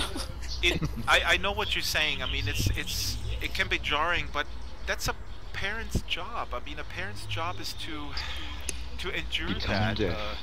But you know what though? He flew, and so he'd come home from a trip, and he'd be really grumpy. We knew to leave him alone for 24 hours until the jet lag was over. That's all right. So yeah, so you just don't practice. Dad, can I violin play Twinkle Twinkle for you right now? Yes. On the recorder. On the recorder. That's right. You're saying violin is bad, but Jesus Christ, a bad recorder. That's pretty bad too. Yes. No. Have you seen those videos on YouTube called? Yes. I hate to use the word shitty flute. My son showed it to me. It's hilarious. They have the 20th Century Fox theme. It's hilarious. They have Lady Gaga on Heard it. that one. I love the Lady Gaga ones. Oh my God. What is it called, Jazz? Send me I'll a send you link. the links. They're pretty bad. They're painful. You look up Where are we shitty flute. Skype? You look up shitty flute on YouTube. There's a whole bunch. It's amazing. Yeah. They're horrible. They make your like skin crawl a little bit, but yes. We've had kids, we've been there. I don't know. My son picked up the flute, and it was just pretty from the get-go. It was crazy. Yeah, but he's gifted. You got to not in a special way. case. No, not in a. No, he's musically gifted. I heard the thing he composed. My God. Yeah. That's awesome. You have your in-house composer. That's great. That's what I'm trying to convince him, but he's so private about. He's worse than me about being private about things and being weird. But look, he could, if you make experiences. I mean, you could That's draw on his what talent I to make the music. him. Yeah, that's what I told him. I'm trying to convince him of that because I'm like, you could totally sell these things like for people for their experiences. I'm telling him. I think Jen's coming in. Really? The main one. Oh my God. Oh my God. So we need to get back. So we Let's gotta go back to the island. Wait a minute. No. We're in the instance. We have to go to the original. Yeah, we have to go to the Atlas. Wait, Okay, we're not in the main one. No. I thought we were So you back. mean there's another sin in Wait, the let's- other one? Nothing is real. Is he having a good Wait, time? are you a Republican in a Sansar t-shirt? That might be. Are you a Republican with a Maxwell Graf voice morpher? What the hell Oh is my going on? God. Okay. He's a lizard person. Wait, are we sure that we're not? Let's teleport over here. I think everybody else is in it, and we're in the real one. Yeah, I think so, man. Sin, we are in the real one. Everybody else is in the replica. Everybody else is splitters, bloody splitters. Oh, this is fine. This is Sin's house. Oh, it's Jen. The Jen from around the place. Oh my God. I want a house. Can the three of us live in one house? Can we have this house? Yeah, let's get a house. The three of us together. Yeah. I'm gonna be in both. Hey, Trax. Yes. Us three right here, we want to live in this house. Okay, I'll talk. Sin I have a Sin. post-mortem with Ria on Monday where we're gonna sort of. Don't say post-mortem. Jasmine likes to bury people. Don't say that. I buried one of my husbands. Are you British? Wasn't there a British I'm doctor Australian. who buried 500 of his patients in the front lawn? But the three of us are going to be roommates, so we'll just take this house. Oh my God! My two Hey, left wait! Yeah. Wait, listen. Yeah, I'm gonna bring her over to the home team. I'm convinced. Sin, I was going to tell you, all we need is one bedroom. Hey, wait. Yeah, you guys are fine. Oh, I heard that. That's on the stream. Hello. Wait. Oh, listen. Hey, Jen is saying in the Slack that she is in the wrong instance. She is all alone. Oh my God! Tell them that we left. Wait, what happened to Ria, Laws, and Max, and all those There's gotta guys? be 3 instances now because there's too Oh many my people. God! Oh my God! Okay, let's go through the Atlas. The Atlas should theoretically throw us into the main one. Wait, but is it in the Atlas? Yeah, it's now in the Atlas. Sorry, I couldn't resist doing that to Jen. If only I could type. What did you do? What did you Sin, do? you're such a bad boy. What did Sin do?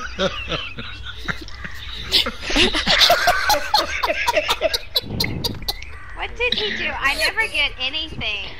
She said, she doesn't see anyone. I said, no, we all left. We went to a dwarven place. Oh, did you put it in the Slack? Wait, what did you say? We all left. You went where?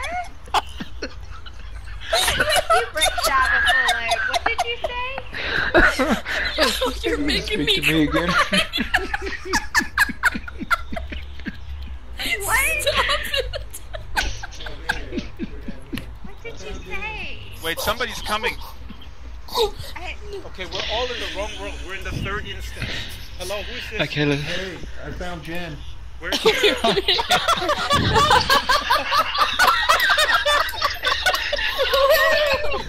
Whoa. Wait a minute, in what instance are we? Are you a Republican? We're in the secondary instance. We had to go through the trash can through Ria's workshop. How many times did you have to go through the trash can? Twice? I've checked with her, and she's not a Republican lizard person. Okay, good. She's safe. It's the real Jen. It's the real Jen, okay. But wait a minute, Max, listen. What happened to Ria, though? She was someplace. Ria did go through the trash can 3 times. She's lost. We cannot get her back. Ria and Laws have disappeared. I can't find where either of them went. They kicked the can down the road. They're gone. We're gonna have to make new ones. Jen? Yeah. Hi, Jen. Hello. Thank you for coming. And Max probably already told you, we are in some sort of Twilight Zone situation right now, where we don't know if we're in the real virtual world or in the secondary or tertiary instance of this world. It's like sliders. Sansar. Exactly. We've been finding some loopholes. Jen, your name is here. Have a look. Here's her name. Way? So here's Jen's name, which indicates that we're in. It's her house. We're in the real virtual world. So it's her house. Her house is still here. That means we may be saved. Okay. Ria is probably gone for good. Where's Max? Wait, did I write my own name and put a heart around my own name? I'm right here. Yes, but you don't remember that, Jen, because you have amnesia when you go through the trash can. That's the problem. The second time you went through the trash can, you forgot that you wrote this yourself. Remember the movie with, you know, like the butterfly effect? Oh, Memento, that's right. That's right. This is kind of a mixture between Memento, Donnie Darko, Sliders, Lost. H.P. Lovecraft. H.P. Lovecraft, that's right. And Harry Potter. And Alex Jones. Hunter S. Thompson. Oh my goodness. Guys, it's too early. You guys are too drunk already. Yeah. Yeah, alright. I'm just laughing at these guys. Oh my god. Max has been Sin, Max, and Drax. Right. Sin, Max, and Drax. That sounds like Stock Aitken and Waterman. That's really good. We'll go with that. But Max has been basically writing the entire lore and backstory of this whole thing in the last 20 minutes. I mean, it's amazing. Oh, I hear Ria. I hear people. Oh god, Ria and Lost went past the road closed sign. No, I hear them. They're in the basement. Oh, here they are. Here's a Republican. Yeah, she was just showing me around the rest of the place. Oh, you're there. You made it. Hey, Jen got lost. Yay. That's cool. Okay. So You guys did you are guys in the go other back to the dimensions. first? Were you in the other one? Okay, folks, listen. Or is there a third? We have. There might be a third Solus. I think we have to try to go back to the first instance. But like, Okay. really far away. Ria. That's so cute. Ria, They'll have to set it up because you want to be able to block. You want to be able to have some people. Turn it on and off. Yeah. Okay, folks, listen. What should we do? Should we go to the Atlas to find the first instance, or should we go through the trash can and go to the fourth instance? Wait a second, do you think people are in the first instance? No, there are Jen 3 was. instances now. Jen was all by herself. Jen was alone in an instance. When I saw a strawberry was there. Oh my She's god! here too. Okay, we have the Oh my doppelganger. god, we love strawberry. This is getting I'm crazy. here, don't worry. What? I'm sorry. Oh, yeah. What? You guys. Wait, I see Hi. you. Hi, Strawberry. Hi. Hi, Oh, you made it. Okay. Strawberry, this is you? Hey, Jen. I had to You know come or what Drax might is be gonna cool? yell at me. Oh, Strawberry, hi! Sorry. Oh, I thought you were in the last, in the You third know what might be instance. cool is if they actually... Drax, I don't know where I am. I'm just following you What guys. number it is. Okay. So my you know what we twin. need to do now is I know. we I need think to go. we're Listen to exactly the Max. same right Wait, now. Max We're has. sisters. Max But knows the what to thing do. is, it would be nice to know So that what we need to do at this point is everybody stay in this scene, Yeah? and we need to send out like an away team to scout the other instances. It needs to be at least 2 people, and they'll go and try and round up the other people and bring them And with we need a them. rope. Okay, We we need got a And they'll rope. keep A long changing until they rope. get back to this one with everybody. You got it. Okay, so Max, listen. Do you want to do this with me? Because I'm also live streaming it, so that means the broadcast stream, they may get, like in Lost, you know, when they get the stream from the past, from the other instance, they may actually get clues my God. of where we are. This is like looking into a mirror. Lovely. And a mirror, and a mirror, and a mirror, and a mirror. I mean. Okay, I'm going to go through the Atlas to instance 3, to instance 1, and tell everyone they should go through the trash can to come into instance 2, and once they're in instance 2, they should go through the trash can again to go Well, through the Atlas and the trash can are both.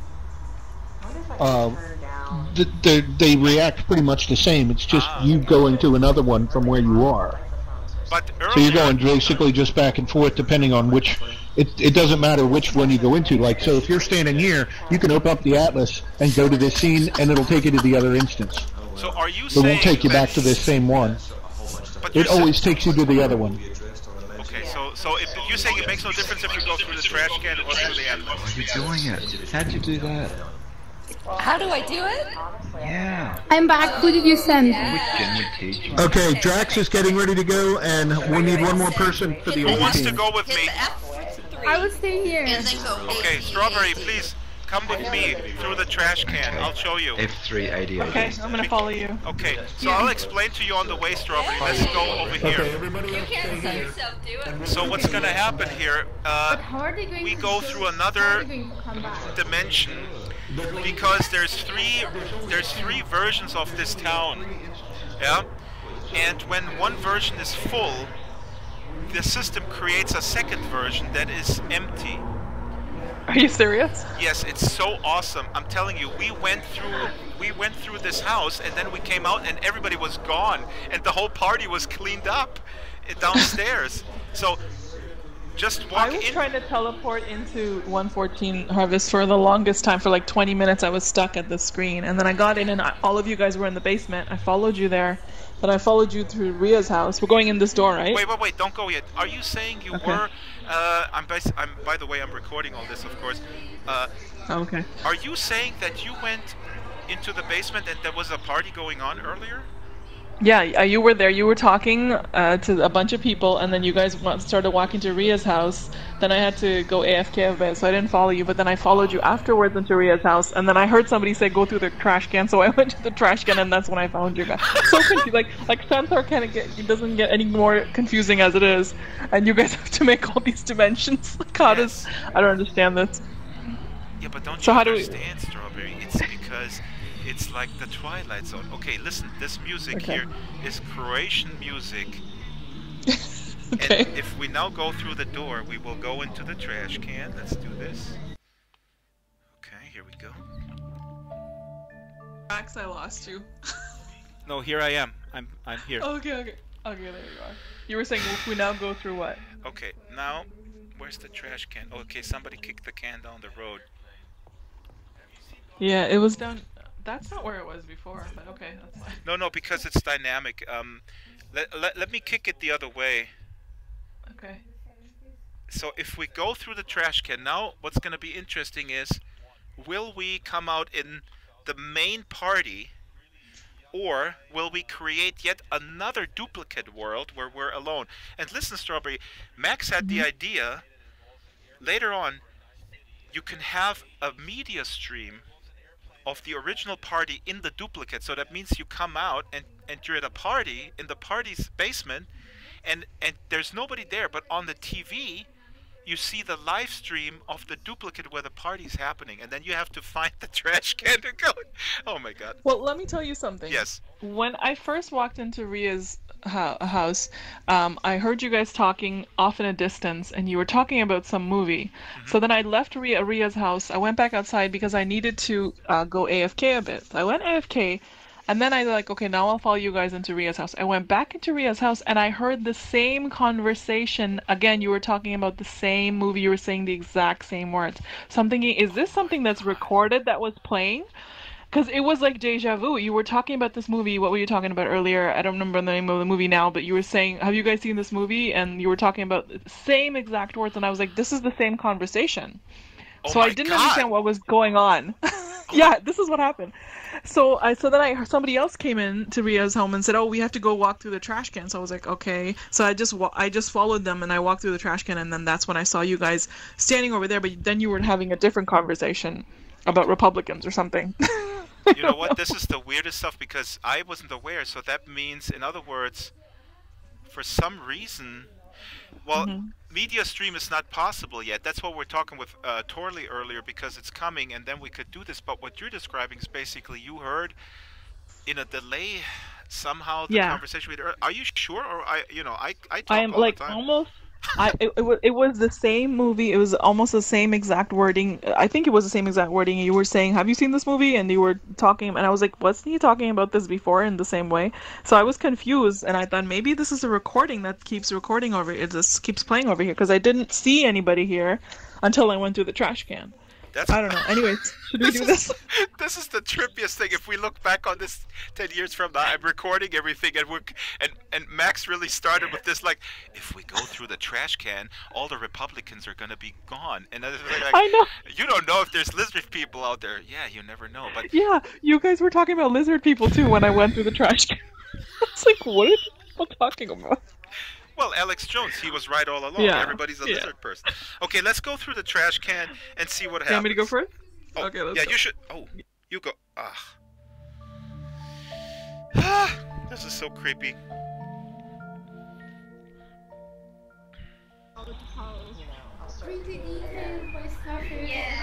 Hello? Yeah, I'm right behind you. Okay, Strawberry. No, we're back with you guys. The original party must have, like, what happened to the original instance? They disappeared. Oh, does it kick it out entirely? They wrote that there is no more beer, so they left. Wait a minute. I told them there's whiskey, but oh well. But is the original instance now gone or what? I mean, I don't know. I tried to read on Slack if anybody's stuck somewhere, but I don't get any. This is awesome, though. That means. But is everything reset in the basement? I gotta go down there and see. Oh yeah, check it out.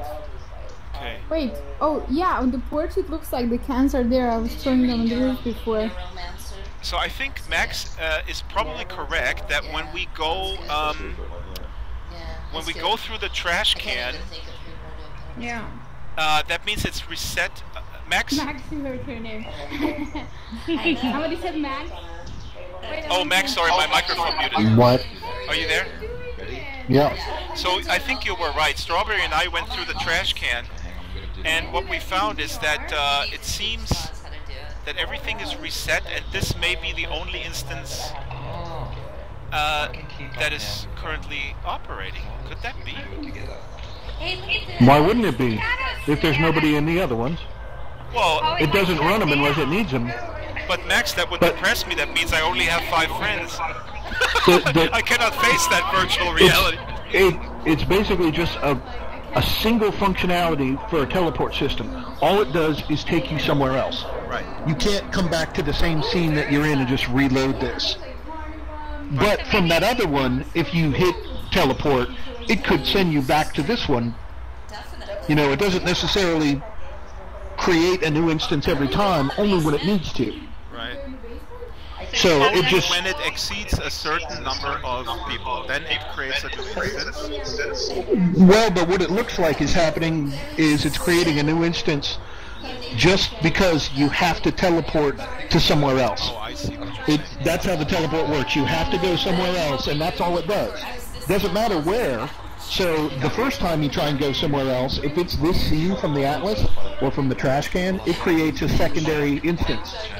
But if you try and teleport again, it doesn't need to create a third instance. It just sends you back to the other one until one of them is full. Okay, so if we were to fill up this one, then it would create a third instance. But then the Correct. second one becomes the first. It already is the first because the first one is gone. Fuck, this shit is Okay, Max, can I tell you what happened with me earlier? Yeah. I went into Ria's house following these guys. I saw these guys go in. I went in and I heard them talking about some movie. Draxtor was saying, "Have you seen this movie?" And he was going on. So then I had to go AFK. So I was like, "Let me leave Ria's house. Let me go back to Draxtor's place, and then I'll go to Ria's house in 5 minutes when I come back." So I went back out, and I waited outside here, and I went AFK. I came back, went back into Ria's house, and the exact same conversation was playing. I heard Draxtor say, "Have you guys seen this movie?" And he was talking about the exact same movie, the exact same words. Oh, you're hearing a tape of Drax on the laptop. There's a laptop with his voice playing during an interview, and you keep hearing that same clip. Is that in Ria's house? That laptop? Isn't it? It's in the basement. It's in one of the rooms. Yeah. Okay. So that's and it's confusing because it makes it sound like there's people talking still. Yeah, I heard that too. But wait I was looking for the people. But I'm not on that loop, on the podcast loop. I'm talking with Eb about something else. But Strawberry said that she heard the same conversation about the movie, like, I don't know, when I was talking about Donnie Darko or whatever. Yeah, that's Donnie Darko. Yeah, I heard that too. But that happened here. That means Strawberry heard the same. She heard a loop. That's even creepier. Oh my god! I heard it like 5-10 minutes later. Yeah, I've heard that. I've heard that same bit of conversation. Not just the original one when you were sitting there talking about it, but when there was nobody there. I heard the loop. That's strange. Oh my god! So you got audio loops being captured in this instance. This is AI. Oh my god! I don't know if Linden Lab is realizing that they just created a self-replicating virtual world that has a conscience or something. Well, when you start using teleports and instances, you start getting close to. I mean, you're cross-dimensioning your identity. That's exactly what it is. So you have a. Yeah, it's multidimensional, and you start entering some very strange. When those two instances are not kept completely parallel, if they become convergent at any point, you start having anomalies.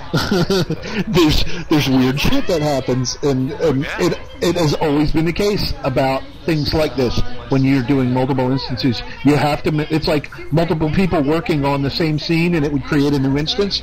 Well, then you're not collaborating anymore. You're building two of the same thing. But that's exactly what happened in Donnie Darko. Remember when the plane collapsed, he was thrown into the separate instance. Oh my god! Right.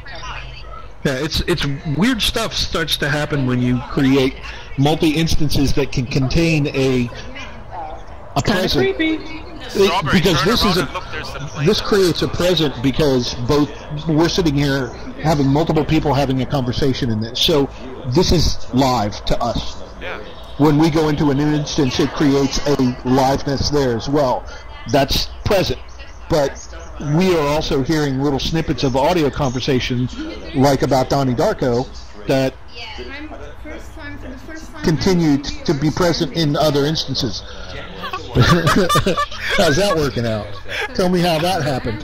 And it happened to her and to me in two separate situations. So it must be real. Yeah. That is so crazy.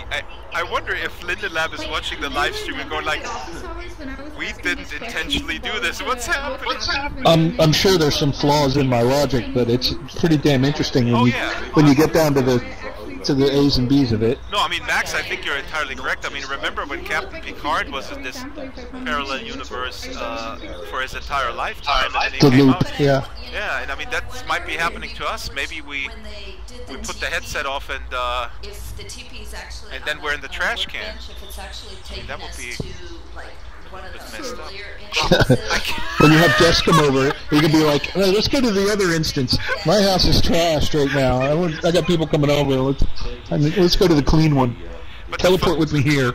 But the funny thing really is, and I think, I mean, this is so amazing, the creativity that is facilitated by these worlds, because it's really just an hour before we went live. I thought, hey, let's test the teleport script and just go to Ria's. It's a brave new world in lots of strange and very sympathetic ways. If you have ever read Huxley's Brave New World, I actually think Brave New World is some parallax. Yeah, paradoxes. It's a much better metaphor than 1984 when you look about. Completely. Yeah. People are arguing on the YouTube channel. Let me tell you. Sila says, "Sorry, I give up, but it's nice to see you." Augustine says, "Serious, you couldn't get in. That means not many around the world will not be able to get into Sansar." That's a link for your stream? That's a causation, Augustine. That's a flawed logic. You just need to go through the trash can. Hello? Drax, where's the link to your stream? Wait. Go to the Slack channel. The official. But then Wait, go to the Slack channel, Straw. Where are you, Strawberry? Okay. I don't see you. Okay. I think I just I'm here. Ah, here. Right. When I stand too close, then you disappear. In the main Slack channel is the link because it's unlisted. Okay. Okay, come. Wait, did you post it? Okay, Ria, listen. We are reloading it from Atlas so that you end up in the original instance where everybody is. So We don't know that's that what we Max are has a doing now. different theory, but let's try it anyway. Hey, Yeah, let's do it. Ria. Yeah. So Okay, let's go to the Sin Atlas. Sin and Jazz and I claim this house. And No let's- way, Okay, you I'm going claim to it. the Okay, original yeah, instance, sure. guys. Bye. Okay, let's see if Max's theory was correct. There you go. They're all popping in. Oh my God, are we in the first instance? Oh yeah, there's a whole Yes. bunch of Republicans here. Yeah, we Okay, are. So we gotta be good. What? Sorry, I'm just. Did they just make that joke ever? Because you're not in the U.S., right? No, currently I am not, but I'm I fairly started familiar it. I'm with the sorry. system as a father of an American and a husband of an American. There's a whole bunch I of got him Americans started on around. the Republican movie Oh, people okay, thing. got you. Max started that, and the cool thing with Max is really that, you know, we can write an entire. We all basically today we wrote the entire backstory of this whole experience. Wait. So are people in the basement? Should we check it out? I think I heard some people in the distance. Oh my God. There they are. No, there's nobody. There's nobody in the basement. Oh my God, come here, guys. Quickly. Guys, come here. Hey, can you hear me? Hello. Yeah, we can hear you, Drax. Max, What's up? this is the first instance. The basement is messed up. The bottles are all over the place, but everybody is gone. Yeah. Why? They're Well, all. I mean, if the host leaves the party. No, there's got to be another theory, Max. Dr. Maxwell Graf, tell me another theory. Yeah? Somebody called it? Yeah, me.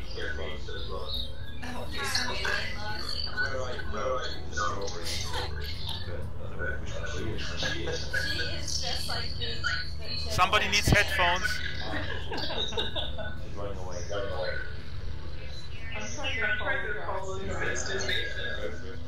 Oh my God. Okay, somebody doesn't have earphones. It's me. Who are you? Hello? Well, Pit. It's Pit. Okay, you need headphones. Please. This is gonna be total chaos. That's so funny. I don't have any. I'm in the Please hotel go, you room. gotta go outside. It's gonna be total crazy. Too, for some reason. Yeah. Okay, so Strawberry, you're in Florida? Yeah. no, Strawberry is in the second instance. Oh wait. Okay. Hey, you guys, I have to log for a little bit. Yeah, you're It just was going fun. into the fourth instance where the party's at. Sorry, don't miss me. Drax, this is great. Where's Ria? I'll go up and tell her. But you guys have fun. Thank you for coming, Solus. That was awesome. Thank you. Okay, miss me, please. We will. Bye, Solus. And if I switch on the TV, then I will see Solus partying with Torley and saying like, "Oh my God, I got rid of them idiots." That's right. We have a secret. We didn't want anyone to know. Oh. Torley knows exactly when it's duplicated. Okay, Max. So how do you explain them apples? Does it just mean that everybody left? You get to slack. They were I never guess, really right? here, Drax. So What happened, everybody? So I'm just imagining them. With just ones and zeros. There's a bunch of people probably in the other scene, like Ria is gone, and I wonder if you some could other- select. If you When select you were everyone to see leaving, I who's saw a lot of people leaving too. Where did they go? Drax. Yes, Los. Drax, just Slack. Just write in Slack and ask where everyone, who's still in. I can't see it with my headset. Oh. I'm not gonna take the headset off.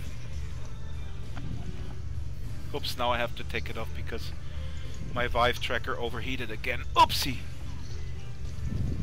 Where's Jen? She poofed out, and I'm not sure if she came back in, and she may have come into a different instance. This is kind of annoying, isn't it? The instance thing. No, it's brilliant, and it gives me tons of ideas because Max had all these ideas. That's brilliant. But it's not supposed to happen. Well, it would be great if we were able to. I was telling Drax what we figured out is the way that the teleports work is there's only one thing that they do. They just send you somewhere else. So if you're seriously, they just send you to another location. So if you choose from the atlas this same scene and you're already in this scene, it still has to send you somewhere else. So it creates another version of that. It creates a new instance. Because it was so silent. Weird. But Max, but that only happens when the instance is full. So still the question is, when is the instance No, it doesn't. It doesn't only happen when the instance is full. There's one other situation where it happens, and that is if you have to teleport somewhere else, but you choose the same scene that you're in, which is what we did. My cot is still up there. It only creates an instance if it needs to. Otherwise, it'll only create an instance if it's full. Well, I was saying to Jen, what would be nice. I was saying to Jen, what might be nice is if the instance number was listed or shown on the viewer, so you would know where you are. Possibly. Yeah. Does that make sense? Wait, I hear Jen is coming. She was. Yeah. But Loz, what you're saying, I mean, I think this is so cool that we accidentally discovered this because it gives you tons of ideas for storytelling. I mean, this is really a multidimensional. But you have no control over the storytelling, do you? Really? Yeah, you gotta have control. I mean, it's totally random. So this one is Jen. Jen, this is Jen, where did you go? Is that I tell you guys how much I love you. Yes. Wow. Yes. I love you too, Ria. I love you guys. Ria's on the tabletop with a whiskey bottle. I love it. There's actually bananas on the. Wait, sorry. Stop drinking. Yeah. Well, man, she just threw the bottle down at your feet. That was freaking awesome. Take it down. She's like, oh, I had enough of this, you guys. I love you all. Jen, can I ask you, did so you happy you're here. Did you go down the road or did you end up in the trash can? Terrible drunk. When? Just now because you were not here in the basement.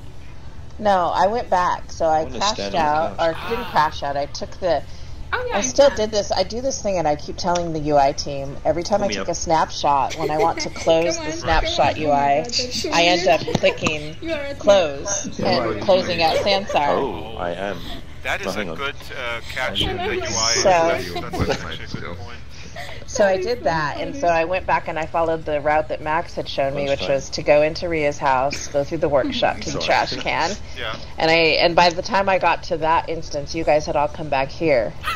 So did you miss this whole discussion that where Max had the idea that, let's say you are in a second instance, but you're watching the party from the first instance on a media stream, and you go like, why is everybody gone? But they're partying on the stream. Hope somebody has a mic. Everybody has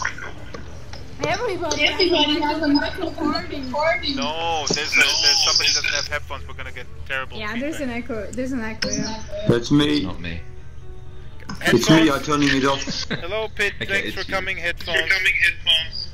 Or I'm gonna throw a book I don't have any. I don't have any with me. I'm in Belgium. Oh, that's Pit. Hi, Pit. I didn't see you for a long time. Hi. Yeah. Thanks I'm for in coming. Belgium at a hotel with my laptop. I don't have a headset with me. I wasn't even planning on coming, but and I have very, very bad sound, and it took literally 40 minutes for me to load this experience. Oh, but you crazy. Thank you. Yes. That's nice. Yeah. Came in to say hello. That's awesome, Pit. That's That's nice. running on a laptop, though. Yeah, but it's a gamer laptop. It's a gamer laptop. But How about this then? Dancing on the TV. Wait, I have to get the vodka away or the whiskey away from the Ria here. How many of you had? Yeah, give it to me. Give it to me. Hey, we were talking about books that we were reading a little bit ago, and I said Nora Roberts, and I couldn't remember which one it was. It was the trilogy about the sparkly vampires. Nora Roberts? Yeah. Okay, Morgan's Cross was the trilogy. It's sparkly vampire, trashy romance stuff. Where's Solus? She had to leave. She said her son was visiting. Vampire stuff a lot. Okay. If I were to Because recommend I one promised thing, her Max, that I think I did, is... I will show her And I totally love trash, don't get me wrong, but vampire... I think I may actually get into vampire this summer, but you gotta read blood music, seriously. Blood music. That is so scary, and it's so...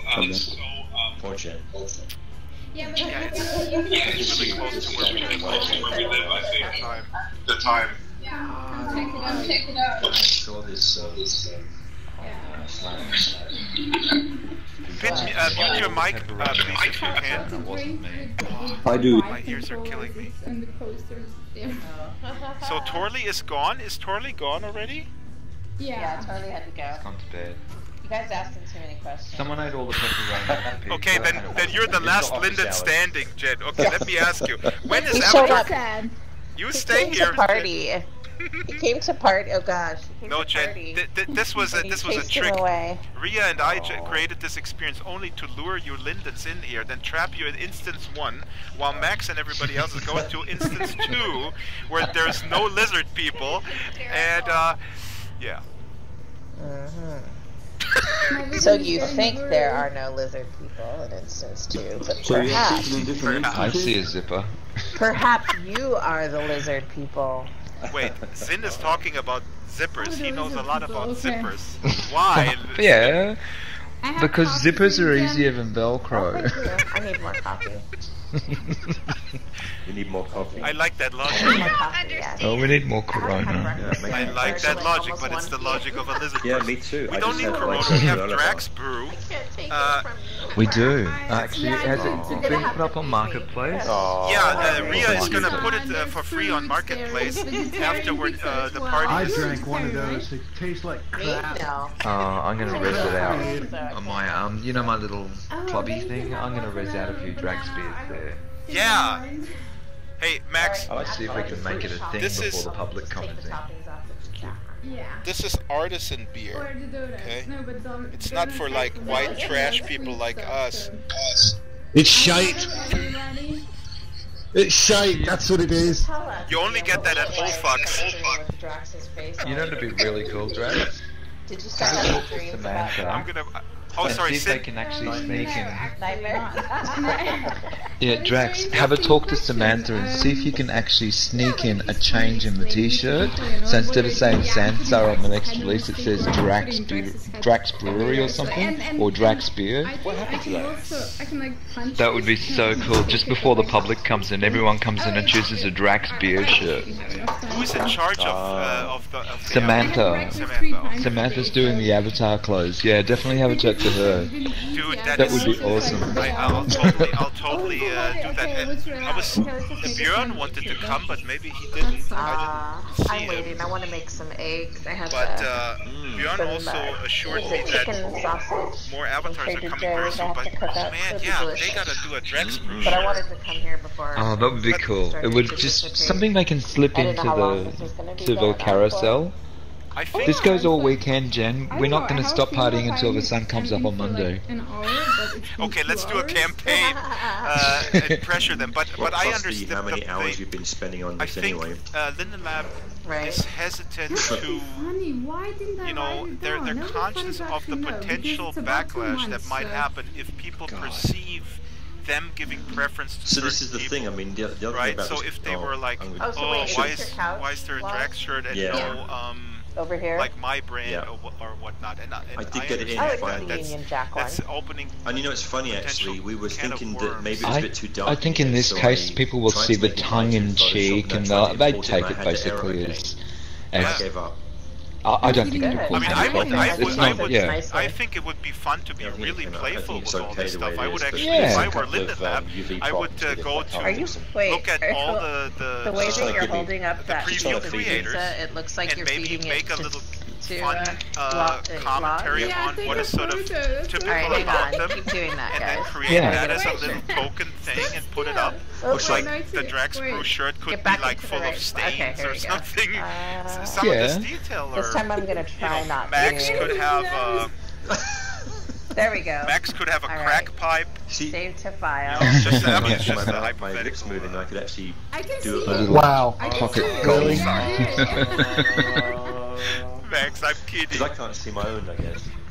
Ria would have special bananas. I mean, come on, Drax. That was a long time ago. It was the 80s.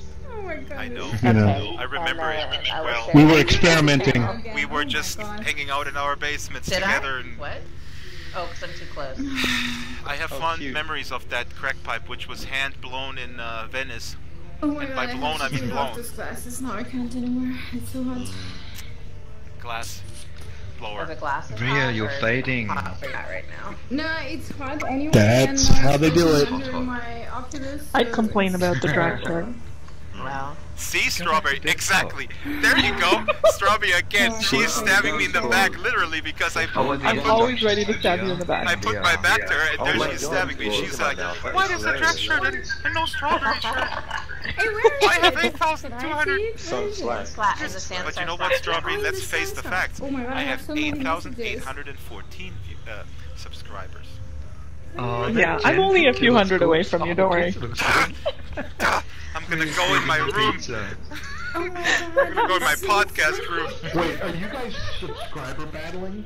Oh yeah. Yes. It's to the death. First we're battling over Facebook Live. That's like then awkward rap battle. We're subscribe battling. No, Drax and I always have this competition going on. First it was Facebook like, then it was Twitter followers. So far I beat him in everything. Now I'm trying to win him over the YouTube subscribers. Then I'm gonna have a party. It's gonna be called Barry Beats Drax and Second Life party, and then I could do a Sansar party too. I'm stuck. Start a new podcast called the Strawberry has bodyguards. The Drax Makers. No, it's called the Strawberry Fields. The Drax Makers. You know. World profiles. Sorry. Max. Guys, I gotta go. Max is no, new world profiles. I gotta go. I've got very bad sound. I'm not going anywhere. I'm there. Leaving? Okay. Anybody can hear me? Have a good day and say hi to your other better half. We'll do that. Okay. Bye, everybody. Bye. Hey Max, you mentioned the awkward rap battle and like those videos, right? Like Obama versus. Yeah. Those are really good. The bad lip syncing. Yeah. No, but there's a guy who does like. Martin Luther King against Sean Hannity or something. My son started making hotcakes about half an hour ago, and all I heard was the smoke alarm going off. Oh my god. Yeah. The taste is good though. Okay, so if I go through the trash can, for some reason, where would I be? I can't stop thinking about it. You'd be on the road to nowhere. That's where you'd be, pal. And so there's a You gotta let the trash can thing go. Just don't look at it like the trash can anymore.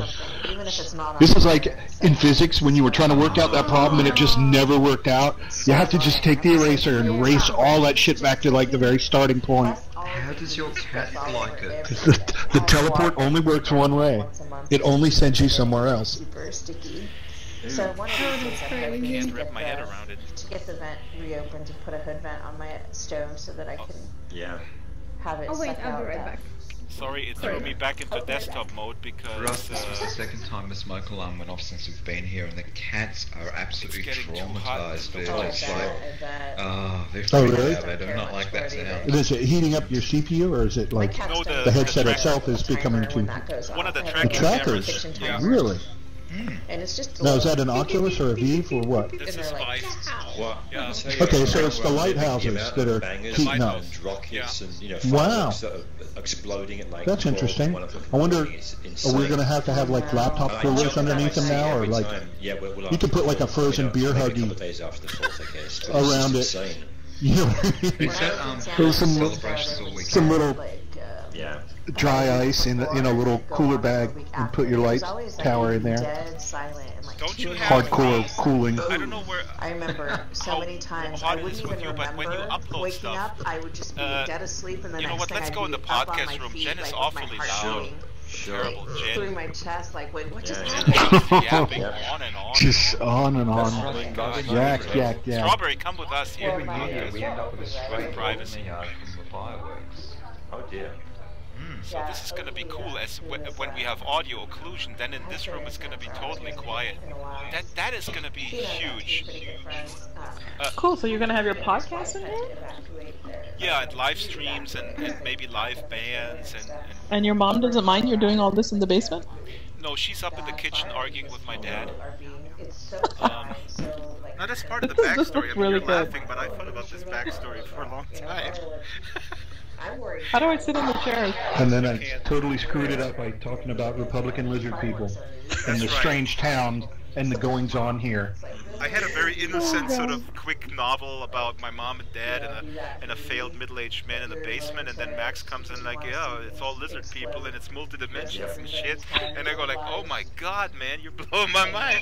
It's the Stepford town, you know. It's a perfect H.P. Lovecraft novel because you've got this seemingly perfect everything on the surface. The wallpaper is great. I mean, upstairs in his house is perfect. It needs like old 40s radio playing, but then you teleport out and go into another instance and there's like blood all over the walls. Something really like abstract and wrong happened in the other instance. That is actually a good idea. Oh my god. Now we need to create the second instance of it. But also if you go... I imagine if you recreated another scene that looked exactly like this, except with slight modifications. Like the other house is full of blood, and that's the only way you could tell that the scene is different, is that one house has got blood all over the walls. And like zombies in it or something. You know, I mean, it really... You could start playing with that instancing, dimensioning thing an awful lot. But it could be a lot subtler. It could be, I mean, a little decay here and there. I mean, for right now, if you go down all the way to the road closed sign, you will hear also audio cues. There's like a guy reading Ready Player One, for example, and he's in the bushes. And then there's Fluffy all the way out there past the road closed sign, but you can't go. And my initial idea was that we're living in a dome. Yeah, like it's Stepford, but there's a dome around, like in the other Stephen King novel. And beyond is the world has already is completely, you know, maybe it's whatever. You go into one example of this room and it's 20 years without people being in here, and there's like spider webs and decay and everything's all rusty. This is an amazing eye-opening that this happened with the instancing. I mean, there is so much potential. I mean, technically, it's no different than like the everywhere door teleporter things you get in SL, where you can just walk into them and suddenly you're going to another location. Yeah, but if it's just that not that many people play with that. Yeah, you're right. I mean, in SL really you could do the same thing. You could create an exact duplicate with slight variations. You're right. This looks a lot creepier, though. The lighting in here is going to be, especially when we get GI in a couple of weeks, that's going to make a huge difference, man. So how are people going to be able to sit in the chairs? Is that eventually going to happen? Absolutely, Strawberry. There's going to be animations. There's going to be full body tracking. And how are you able to pick up the bottles and stuff on the floor? You have to have VR goggles for that? Yeah, with the controllers. Look, I'm picking up the coffee cup right now. Yeah. And my hands are not matched to it yet, but I see the hands on my screen. And then I can throw those in the trash. Oops, shit, no, I hit my monitor. You almost hit me. Oh, did you? I'm gonna buy another monitor and can't focus on beating it with the subscribers. I can only do so to really physically move stuff around in world, you really need to have VR goggles for Sansar. Right. To click and interact that way, yeah. No, I mean, the other thing is, you know, when you're in VR, it's all still very first person. Yeah. You know, you don't have the benefit of the perspective that we're all used to from SL, where you're, you know, 1.5 meters and 3 meters behind and above your avatar, looking at everything. So, you know, things like chair sits and all of that really hasn't been a focus for them at all yet. They keep saying they're going to have that kind of stuff, but it's been a long beta without a lot of the desktop functionality being focused on.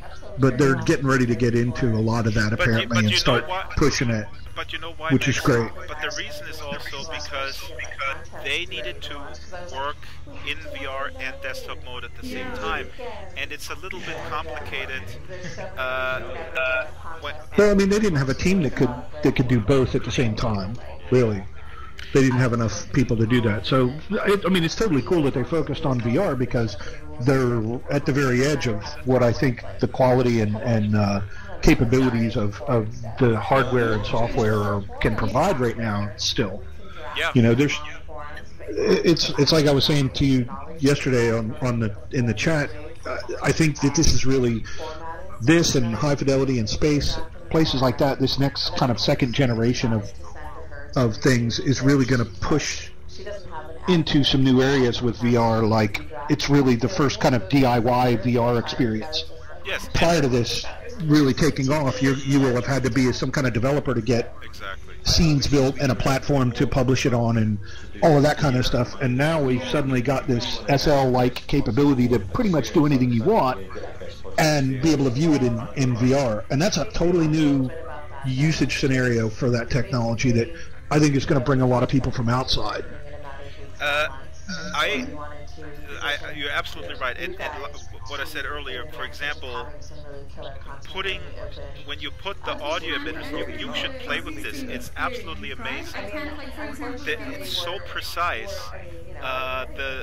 You know, when you stand underneath the speakers and you put your left, well, you don't have goggles. If you're in the goggles and you put your left ear to the speaker, you get the mono stream hit exactly in your left ear, precisely where it should be, and then you walk towards the middle of the room and you get perfect stereo imaging.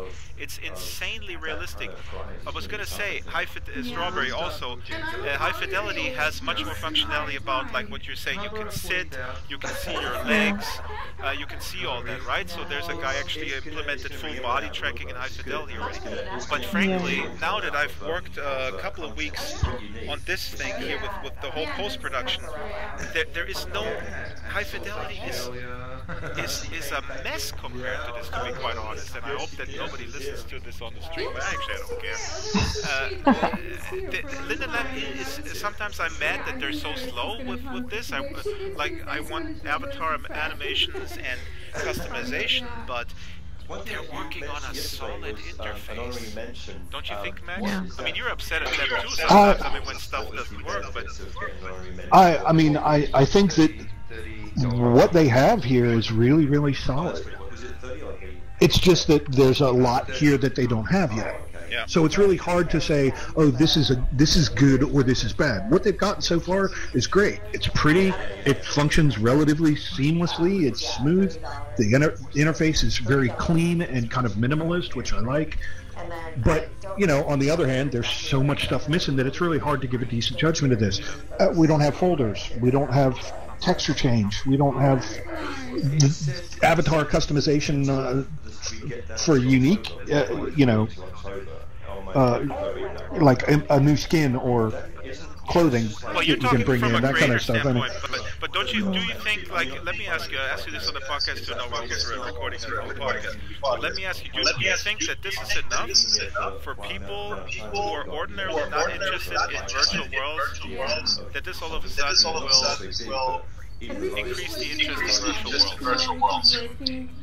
Are you asking me, do I think that this is opening too soon? I thought that high fidelity was opening too soon, even on Steam Early Access, because it's the same issue with SL. Remember, people go in, they look around for 3 minutes, and go like, what the hell is this? And they log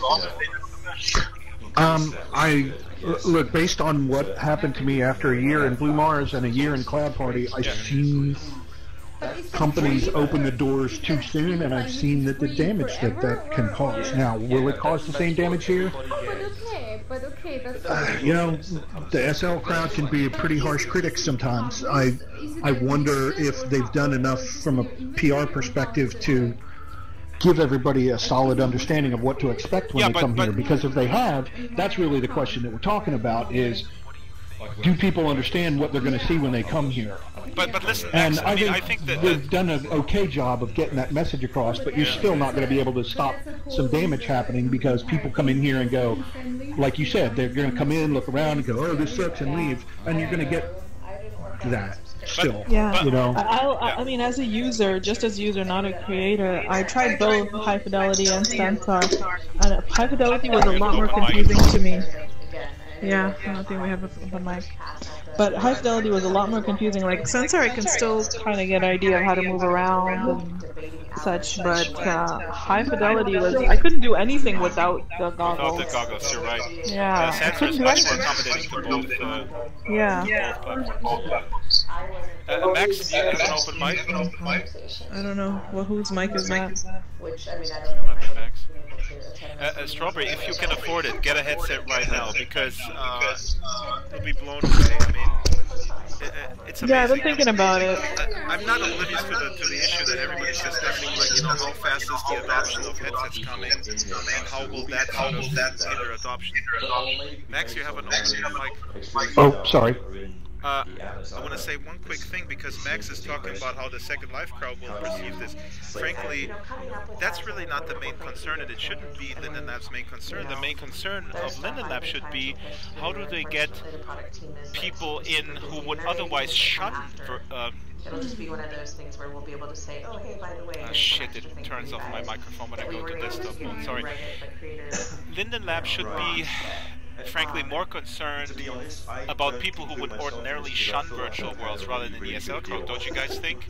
I mean, they have the to way really you're going think to bring about... in that outside crowd, though, is to have a very diverse and very functional interface and a lot of, first and foremost, a lot of rich experiences for people to see. However, there's a big thing that I think is going to be in their favor when they go to having an attraction to all of the people that haven't experienced something like Second Life and what it's capable of.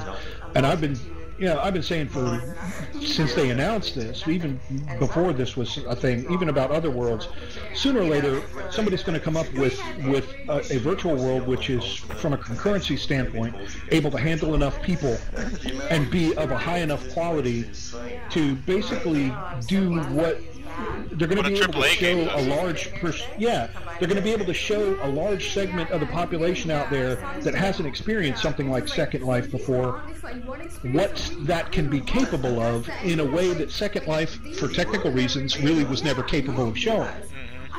In other words, you couldn't have 500,000 or 1 million people online at the same time. The system wouldn't have handled that. So you were very limited at some point in the number of people that were going to be exposed to it. With something like this, being all cloud-based and being cutting-edge VR and all of that kind of stuff, with the latest technologies, I think you've got a chance to really show a big portion of the world what something like Second Life can do, what something like a big open virtual live world that doesn't really have a game objective to it is capable of, because a lot of people don't know. And, you know, it's kind of like the irony between the fact that, you know, there's people that are saying this is what VR is all of a sudden, and it requires a headset, when the three of us have been in a place that's pure virtual reality for over a decade, and we're kind of like, wait a minute, over here, we can tell you a little about how this is going to go. You know, that's the other. I honestly don't think we're going to get a lot of Second Lifers coming to Sansar. As much as people seem to think, because I mean, a majority of them don't even have the equipment, the computer that can handle Sansar. Yeah, but that's a lot of them don't even. That's what I'm saying. That's not Linden Lab's objective. Every time, yeah, I mean, it's pretty clear when you go to the Sansar meeting, it shouldn't be, because they need to, in order to, I wouldn't say survive, but in order to thrive in this new world, they need to be the leader in the headset-based virtual reality game. And I agree with everyone who is skeptical about the speed of adoption of headsets, right? Because they're clunky, they're expensive. But well, like you said, the lighthouses are heating up, and it has issues still. It's a first-generation technology. It kind of makes me dizzy too. I've tried it and I was really unstable after trying it, so I don't know about the headset. I mean, listen, what I honestly think this is going to turn into is VR is going to be part of this experience, and a very unique part of it that pushes VR perhaps even into some directions that it really hasn't been able to go yet, which would be a big, huge plus for the lab. But I think more importantly that there's going to be a really large desktop use population here. Yeah. Eventually, it's more and more people will go towards desktop because, let's face it, it just takes less equipment and it runs a little bit easier, and it's not quite such a focus. You can be watching TV and have a drink on the table and have 2 kids and a dog behind you that you have to watch and still be in here on a desktop. And you can't do that with a VR headset. But I'm telling you guys, I know you don't have headsets, and again, I mean, I'm on the same page with you guys, but right now I'm in the headset and it's absolutely mesmerizing how I am. Sure, it's a different experience. Yeah, but you know, the 2 defining factors of this experience are that actually everything is shut out. So there is a focus that I have on you guys because I cannot check my emails. I cannot even check the Slack channel. I'm here with you guys. I'm looking around. Behind me is Ria and Laws. There's a little music going. So I'm fully focused on the moment, which is but that's a forced focus. So what you know, in some ways that offers a very unique thing, but in other ways I think that it can also be rather limited. Inconvenient. It's inconvenient because I like to check my email and do my work in the background while I'm enjoying my VR experience. Right. But I want to say, I want to be able to multitask. Okay, but Strawberry, listen, if you go to but like, how are we going to get this on mobile? No, listen, you know what I mean? That's what the question becomes. It will be on mobile. There's already an experimental iPhone client, but just streaming it. You can't create stuff. You can't put it in a cardboard. But let me ask you, Strawberry, if we guys were at a real-life physical party, and Strawberry would be checking her email every 2 seconds on her physical phone, it would annoy the shit out of me. And she wouldn't do it because it's socially unacceptable. So I am proposing an interesting paradigm that possibly the headsets will usher in a new era of actually being in the moment. And I said, like, yeah, I can see that. I think but I don't want to be wearing the my headset all the technology is going time. to be the one that offers me the most options in the simplest way possible. And right now, that's still desktop for a lot of reasons. Yeah. You know, now, how far away are we from augmented reality, which I think is going to be the big game changer, so to speak? It's going to be accepted much. If I can do this and my surroundings, if I can augment this into the room that I'm sitting in, that's going to make all the difference in the world. Now, I think we're way far away from being able to even have something like, what is that Tom Cruise movie where he's got the interface in front of him that's just, that he's, Minority Report, yeah. A Majority Report is the podcast I listen to. No, the Minority Report. But you know, that kind of, if you were in VR right now and you could have access to your phone and your chat room lists and other stuff in an overlay inside your VR helmet that you could access with your controllers, then you're talking about it, you know, recreating your accessibility through a different, you know, through the VR interface, which I think is awesome. But, you know, look, Strawberry understands more than you and I ever will about my big point with VR is that you can't see you. One of the biggest things we do in virtual worlds is recreate our identities. We like making us us. How can I be more individual? How can I have new clothes, new skin, new hair? If you're in VR right now in here, you don't see any part of yourself. You see a little representation of your controller hands. Stop. But that is a completely temporary limitation. In High Fidelity and in VR chat, I have Draxtor just like in Second Life. I have a Draxtor that was created in Adobe Fuse, and it's exactly me. And I can see my arms, and it's my flip-flops, and it's my cargo pants, and it's my shirt, it's my dreadlocks, everything. So, if we got that here, I don't think it's an issue, obviously. In Sansar, this is on the roadmap within the next 2 months. Okay. this is very temporary. It's just that they're putting layers upon layers. Again, I mean, I think they should be moving faster, but who am I to judge? It's a very complex thing. But Max, I want to stipulate the other thing that what you just said, like if you could augment everything and you could add it on your thing. I don't know if you've read Rainbow's End by Werner Vinge.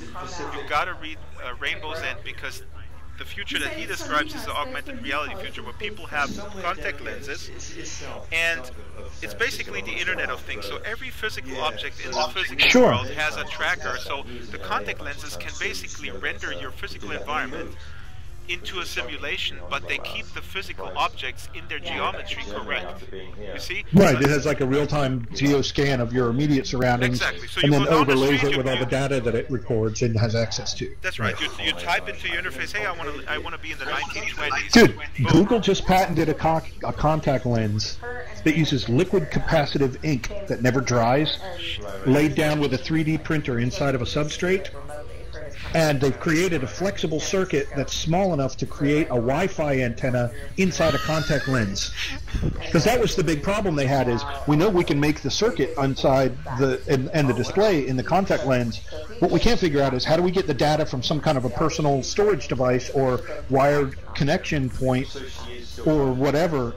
How do we get that data to the contact lens? So they had to create an antenna, and that was their big hurdle that they were trying to overcome. And they finally just created and patented the antenna that actually will send a signal from your phone in your pocket to your contact lens reliably, so the data can transfer. It's pretty damn cool. It's amazing and scary at the same time, because the scary part is that it's controlled by one big behemoth of a company. It's a little bit nicer. Also scary with your voice over and over, telling me that you like that movie. What? How many people do you have there? Never mind. I was talking Donnie about earlier Darko. where You're Donnie still Darko. We keep hearing Donnie Darko on the laptop. Wait, am I talking about that on the laptop? I didn't even realize that. Yeah, that's where she and I kept hearing it from. We were like, it's repeating from the laptop. So it makes you think people are in the house when you're outside. That's you can what hear creativity it. It's like, is all about. It's just the unintended consequences. Thank you so much for letting me know, Drax. I think I'm going to scoot. Oh, Jasmine. Thank you so much for letting me know. Oh, yeah, thank you. Amazing, and this space is amazing. Let me ask you, are you in a headset? Right now, I'm just in a regular thingy because my headset is hidden until my daughter's dog's not here. I'm just afraid of the dog getting all about it. I think it might just be a focus. Right, well, because the cat ate my last headset, and like if it were to eat the Oculus, that would be like really bad. Jasmine has some really unruly pets at her house. Right? The living pet cemetery, Stephen King's pet cemetery. Well, thank you for coming. Absolutely awesome. You. I hope you had a good time. I mean, yes, I did. Thank you so much. Yes, and I had your email thingy to get in touch with you when I have the little thingy situation straight. Don't feel pressured. Okay. There's going to be plenty of opportunity when it comes live, and yeah. Well, and hopefully this one I finish is a little bit more interesting than water that you get stuck in like tar. I did not realize the experience I just did was like you get stuck in tar. Like I did not right. Like the water, like you were supposed to be able to come back out of the water, but instead you just kind of got stuck in the water. I know I get a little. Well, that's also, I think they're adding features like, I mean, real water, you know. I mean, we're all really limited at this point. Yeah. Yeah. But thank you so much, and I'll you might want to catch back up with him. And it was nice meeting you, Strawberry, if you're still there around there. Nice to meet you too. Strawberry, you're so rude. You have to turn around and I know, but you only go at like 90-degree angles, and you can't hardly do it. You just look goofy, don't you? It just doesn't matter. I just stand in one spot because like every time I try to move, it's like jerking from here or there. Yeah, and I don't know what I'm doing. I know, right? We can't look cool because we don't have fabulous AOs yet. Exactly. But that's the, you know what? That's the interesting thing we were talking about, because that's the difference between desktop and VR mode. Because I'm standing right now in my room, and I gotta be careful not to knock over the bottles and stuff. Yeah. So we're entering a new world. Inevitably, some company And Drax is standing all cool, and he's turning around smoothly, and we're like jerk, jerk, jerk, jerk. Right. I think we need to have it too, where you can quickly like go from one to the other and go from having AO to not having AO. Seems like that's the plan. Yeah. So, okay, but thank you again. I'm gonna scoot, and I'll see you later. Bye, Jasmine. Happy 4th of July. Don't drink too much. I don't really very much. Very good. I gotta do my job, but I don't want to offend. No, I mean, Drax, I'm gonna take off too soon. I gotta start working on some dinner, but I hope it's fun. Awesome. You had like quite a bit of people here when I landed here at first. Well, why are you surprised? I mean, I have 8,820. Let's see how many. I mean, I was really surprised that you had friends. Yeah. So my son said the same thing. Like, who are these people? How much did you pay him to show up? Oh my god, that's hilarious. I love your son. He's so funny. No, this is really a new kind of a new world. And again, I mean, you recorded the whole thing, right? Yeah, I'll send you the link. I'm still streaming, and then when it's rendered, I'll send it to you. What you're saying, I don't want to keep you, but it's interesting. There's a lot of people, including my wife also, she cannot operate with the headset because she gets dizzy, and that's definitely a big obstacle moving forward when we talk about the adoption. But it's inevitable gonna come, and it's just an amazing add-on of the immersive feeling. I'm telling you. I mean, yeah. I mean, I've tried it and I enjoyed it, but it was very disorienting and dizzying. So I don't know if I'm gonna be one to, you know, even if I do get it, I don't know if I'll be constantly using it. I'll probably be on my desk. And it is like what Max was talking about. I need to I can't focus on one thing, because even when I'm in SL, I'm still working because I work, you know. So I'm always working in another window. So, you know, I can't just focus on VR. I do it as a, you know, a hobby in the background, whatever. So I don't know. I'm gonna see. But so far, it's interesting. I mean, this is the most time I've been in Sansar so far, and learning all these little, you know, experiences and different things. I like it a lot. I actually like it better than High Fidelity. High Fidelity, I was like completely lost, and it was hard to move around or anything to even understand. From a consumer, from an experienced user and a creator, it's, I think, vastly superior, to be quite honest. I mean, definitely. Even the quality of the items and avatars is better, as far as I can see.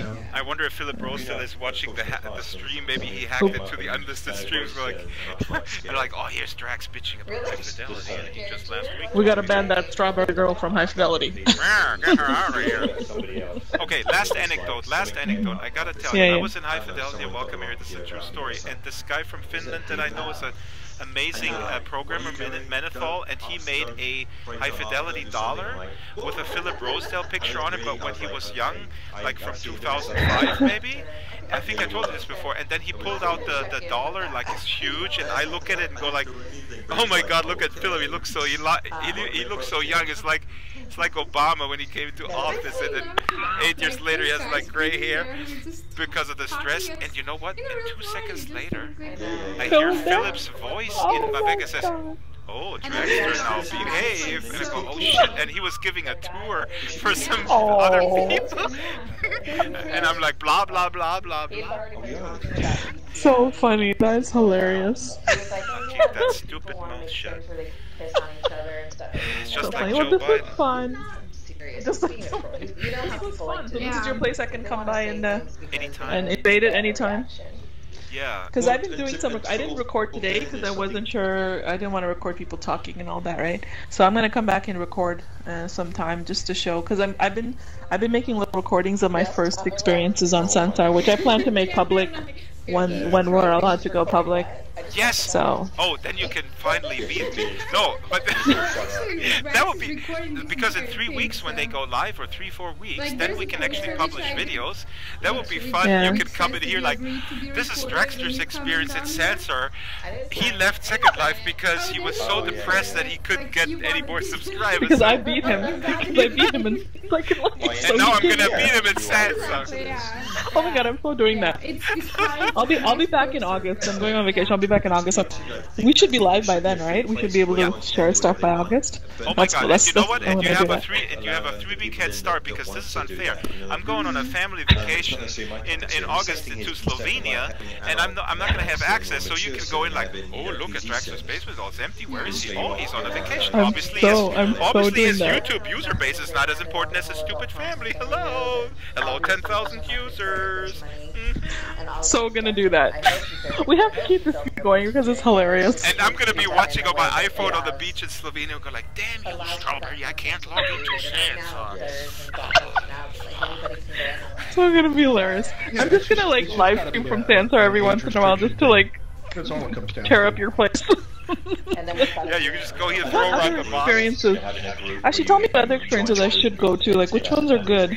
I'm gonna write them down. Just go on. There's not that many. If you look in the atlas, yeah, you can kind of see from the pictures. What is amazing is Will Speed made a kind of a racetrack, which is huge. But here's the problem: if you're in there without a headset, you cannot teleport. I mean, it's cool too because it's 4 by 4 kilometers. He takes advantage of the entire size of the sim, so you could actually walk, you know, for like an hour into one direction, and you still don't hit the end of the sim. And it's under a group or under. So that's cool. There's Sika Ghost from Second Life has an amazing surreal art exhibit. Okay. Oh, I'll check that out. Sika Ghost. Is it C-Y-I-C-I-K-A? C-I-C-A. C-I-C-A. Okay. Yeah, she hates me because I once asked her, Sika, do you want me to profile you on my series? And she said, no. Yeah. And I said, oh, come on, Sika, you're so talented. I think you're very talented. I know. And I go, yeah. So why don't you let me profile you? You are very annoying. I know. Serious? No, I'm just kidding. Sika is great, but she's a little, and totally, I totally respect that. She's just a private person, and I'm just this annoying, like, come on, Sika, you're so awesome. I need to grab you and put you in front of these cameras. And she says, no, I don't want to. I'm okay. And the reason why I'm doing this weird accent is because she's from Serbia. I don't know if she talks like that. Everybody from the southeast Last time you gave me a Romanian accent. That's right, I'm Strawberry, I'm from Romania. And everybody sounds like Borat. Everybody from Eastern Europe sounds like Borat. Yeah, pretty much, yeah. Okay, I'm gonna check these out next time, maybe like when I get back. I'll talk to you later. Okay, thanks for inviting me. Bye. It's a real, it's a real kind of spotlighter onto the whole situation of self-governance, which is something that the lab has pushed for years, but really not been able to implement because of the technology limitations in Second Life. But the idea now that we're kind of going forward into a new virtual platform, we really have to ask. To the recording room, I have to tell you something. There's no occlusion, Ria. They will hear us. Maybe we should go to the road. Yeah, but like we won't disturb them in the conversation. I mean, that's why. We should go to the trash can. It's like a two-answer question. No, like it's actually it's working. Like you can hear them, but like we are not disturbing them. Yeah, I just because I'm in VR for 3 hours and I can't anymore. I will go soon, so I just wanted to tell you this is so awesome. I hope that I was not too hard on you because like at one point when I was talking, I said something and then I thought like, oh shit, that didn't sound very nice of me to say. I just hope that. I don't know, it was something like, okay, Drax, let's, like, I don't know, I just told you, like, to shut it, basically, a little bit. Hey, that's totally No, like, I really felt like I need to apologize because I feel like it was not okay of me to do that because, like, yeah, anyway, like, just wanted to say that. I wanted to say that thank you, like, this party was amazing, like, it's really cool, like, we are having fun, like, people are talking, like, just normal conversation. Like, it's so nice. It feels like a real party. Are you still VR? Listen, Ria, this is absolutely amazing, and thank you. And 3 things real quick. Number 1, no need to apologize. It's totally cool. Okay. And I play with this persona of the annoying 12-year-old. That's totally fine. Number 2, this is the most amazing thing. I was just talking to Strawberry and telling her, you know, I'm in the headset now for 3 hours, and I feel like I'm actually here. And this is a real party. For 1 hour. I actually feel like I'm in for 1 hour, right? It's funny. But I'm so immersed, and earlier with this whole stuff that happened with the trash can, I'm seriously, like, my mind is blown. I feel like I'm 17 years old and I smoke too much weed. Because Max is started like, oh, we gotta go through the trash can again, the people are gone. This is really, I mean, this like a whole completely impromptu adventure thing happening on top of what we planned, just like a party. And it really feels it's a success. It's amazing, right? It's a success that I've beyond what I had anticipated. Yeah, I just hope that people had really much fun, because I was talking to so many people today. It was like so nice to just like be open, have your mic open, like just talk, you know, no formal like shut up until we are finished, you know how I mean, like it was really a party. It was like, and there were so many questions answered, like what happens when there are little groups of people having a conversation like right now. Yeah, we opened through this inadvertently. We opened basically a vessel for people to think about things that could happen. And let me tell you also what you said. It feels like a real party. What you said, and as precisely for one important reason to me is that a really good party also means that people will form into different groups, right? So there's people over here, they talk about this, and then I really like it. Then Max and I go and we totally click on this whole weird multidimensional stuff. Like we're totally zoning out of it. That was crazy, right? But I mean, like, this is really showing, I think, what social VR is so much more powerful than a prepackaged game. But see, because that is you make exactly your what I own was stories. telling from the beginning. Yes. Like, we need that, what we have at the office hours when there are so many people. Those are the things which are exciting here in Sansar, having people. You know what I really love? That I really had like, besides people telling me how great it looks like, there were actually people who told me, I feel like this is a hangout place. They got it, you know? They feel like they want to come here often. And I was just like, yeah. So we did it. So that's cool. That's great. But listen, but even... Oh shit, my microphone muted. What? Sorry, my microphone muted again because I was thrown out of... but also, listen. Yeah. Also, beyond the cool feeling that you want to hang out here, also what I really hope that would happen is that it inspires the imagination of what it could be. And like I said, like a regular party, you know, you have people, you know, there's like some people, they talk about, I don't know, they talk about like work, they talk about work, and then there's other people, they talk about their hobby sports, and then there's a bunch of people who are totally stoned. And I don't smoke anything. I used to smoke. Who was stoned? No, but like Max and I got into this whole, like I keep saying the same thing, but this is to me the definition of a great party. And what you said also while we were building it, what is the big selling point? And I hope Linden Lab watches this recording of this stream, because this is the selling point.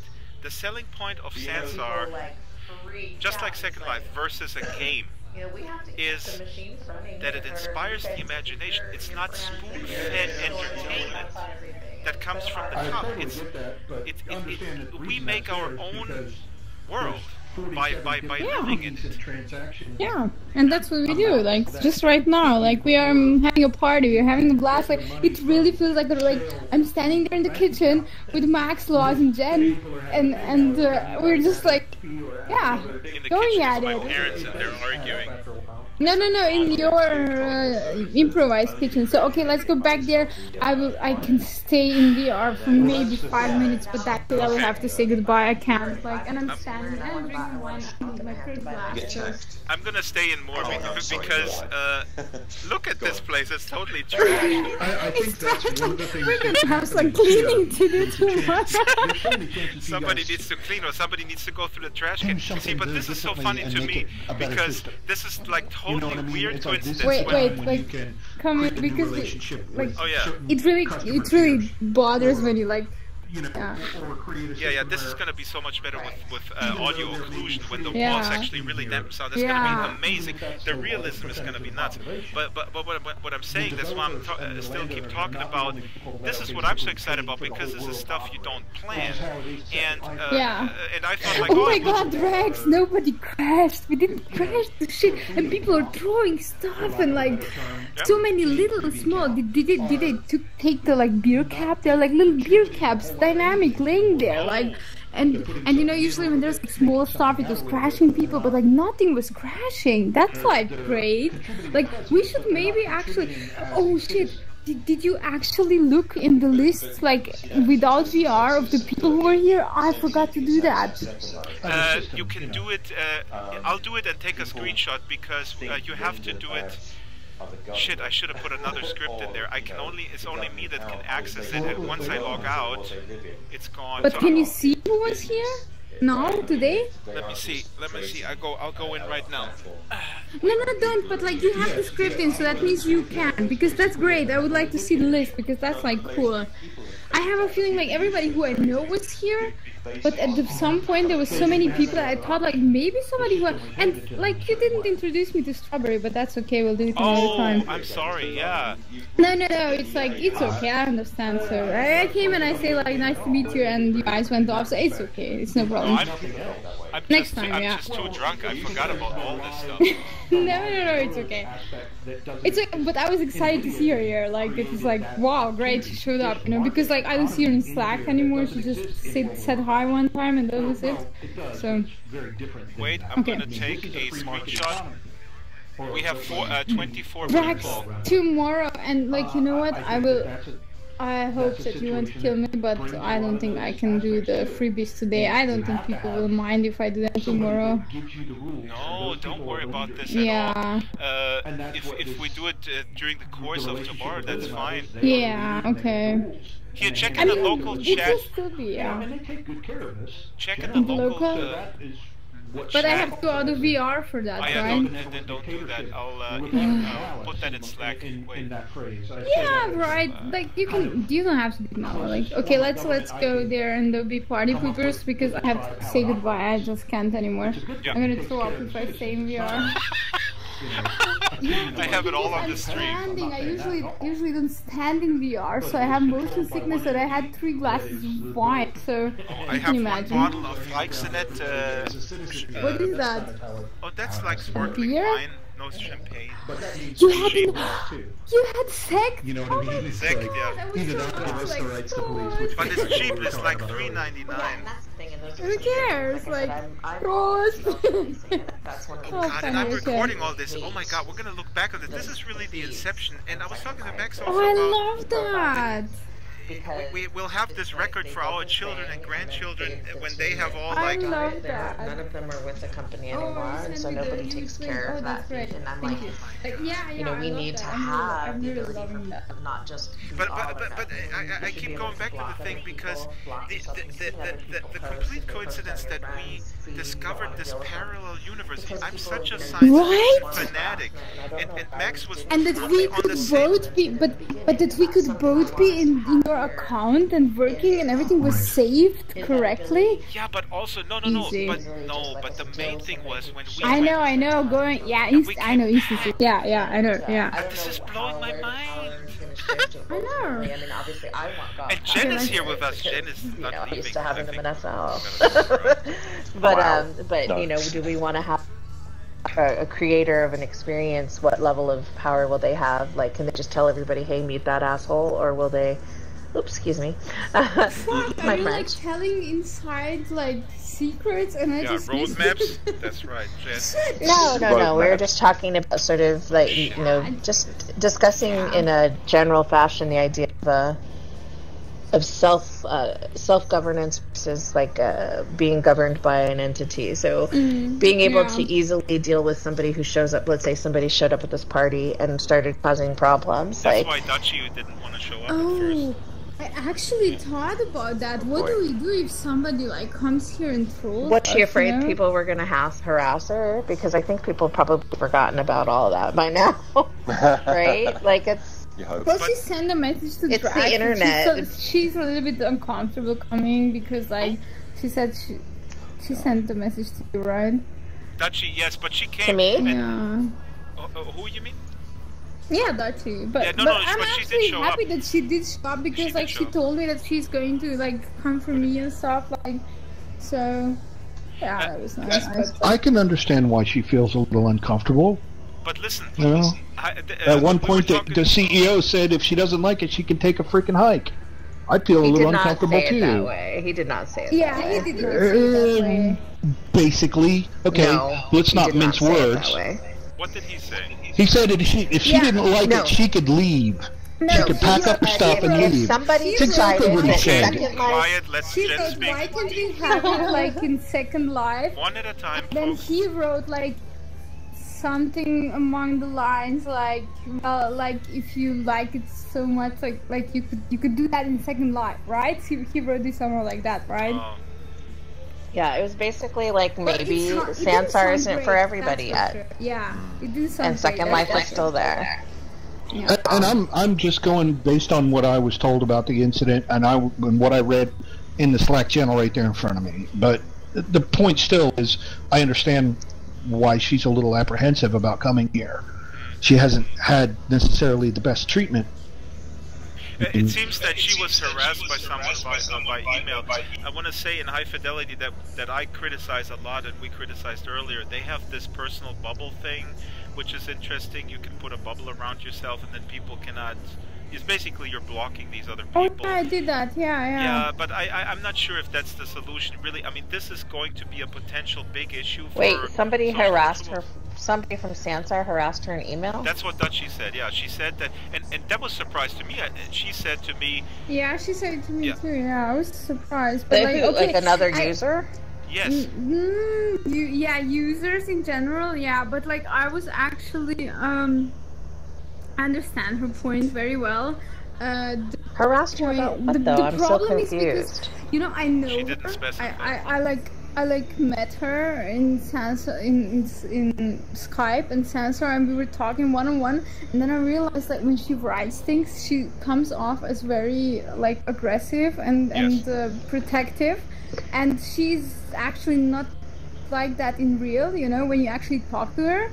So I realized that comes off as very like arrogant from her side, and that's why she but that's irrelevant. Let's not do victim blaming. I mean, if that's for real that she was harassed, then that is brushed off. That's an issue. Yeah, of course. Yeah, like the dude who was talking about like gay people. That's the guy who was sending her. Yeah, and he but Linda blocked him anyways. That's the guy.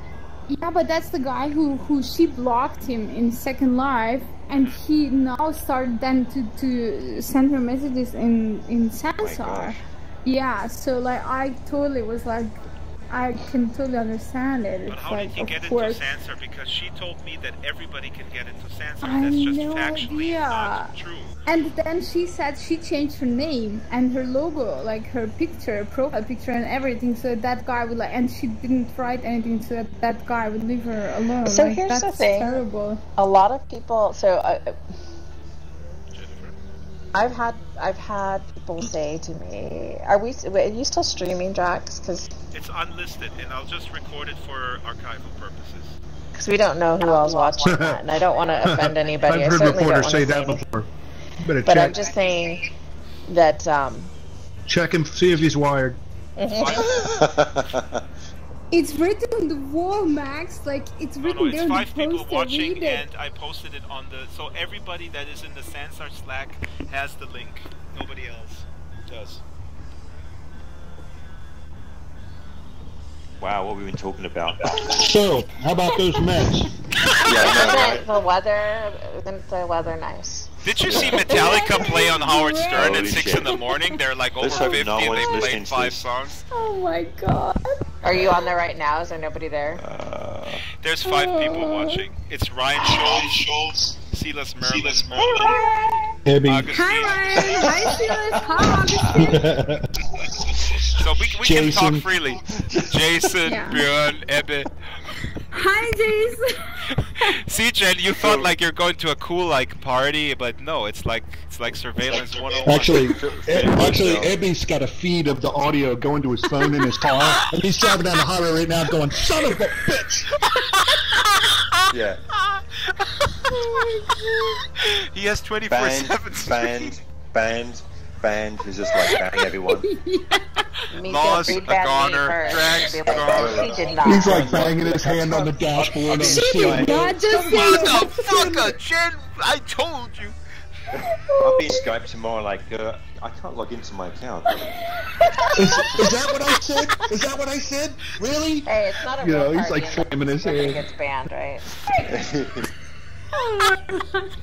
But yeah, but I mean, what we're talking about, I think, so here's the thing, and this is, I think, one of the things that's so difficult one of the responsibilities of being part of the community is, like, you have to be responsible for your own feelings, and I think sometimes people, it's really easy to take things personally. I know, from speaking from experience, last week, I was telling Drax, I was like, nobody appreciates anything I do. You know, I was having it's like one of those moments, and it happens. But at the end of the day, I think you have to kind of step outside of yourself. I'm sorry, I don't mean to interrupt you, but can you get me a coffee?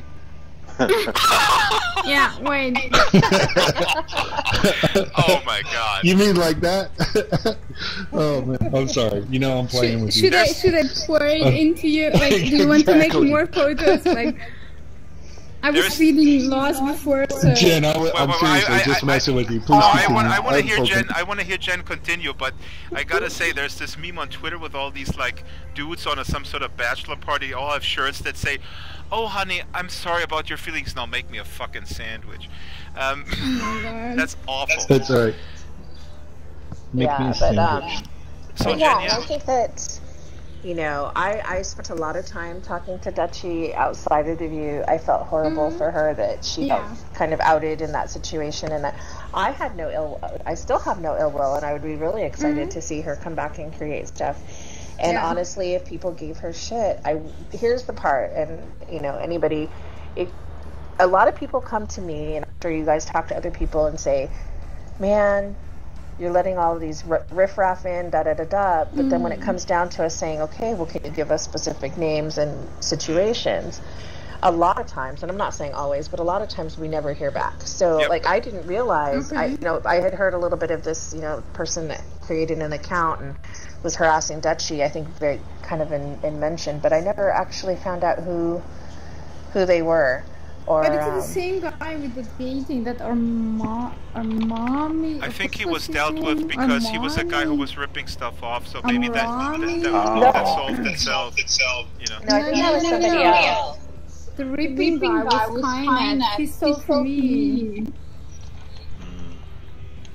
But they kicked him off. Yeah, no, he brought that furniture in that you did, didn't he? Yeah, he did. And that was at Easter weekend, and I immediately sent a message to Björn, and I knew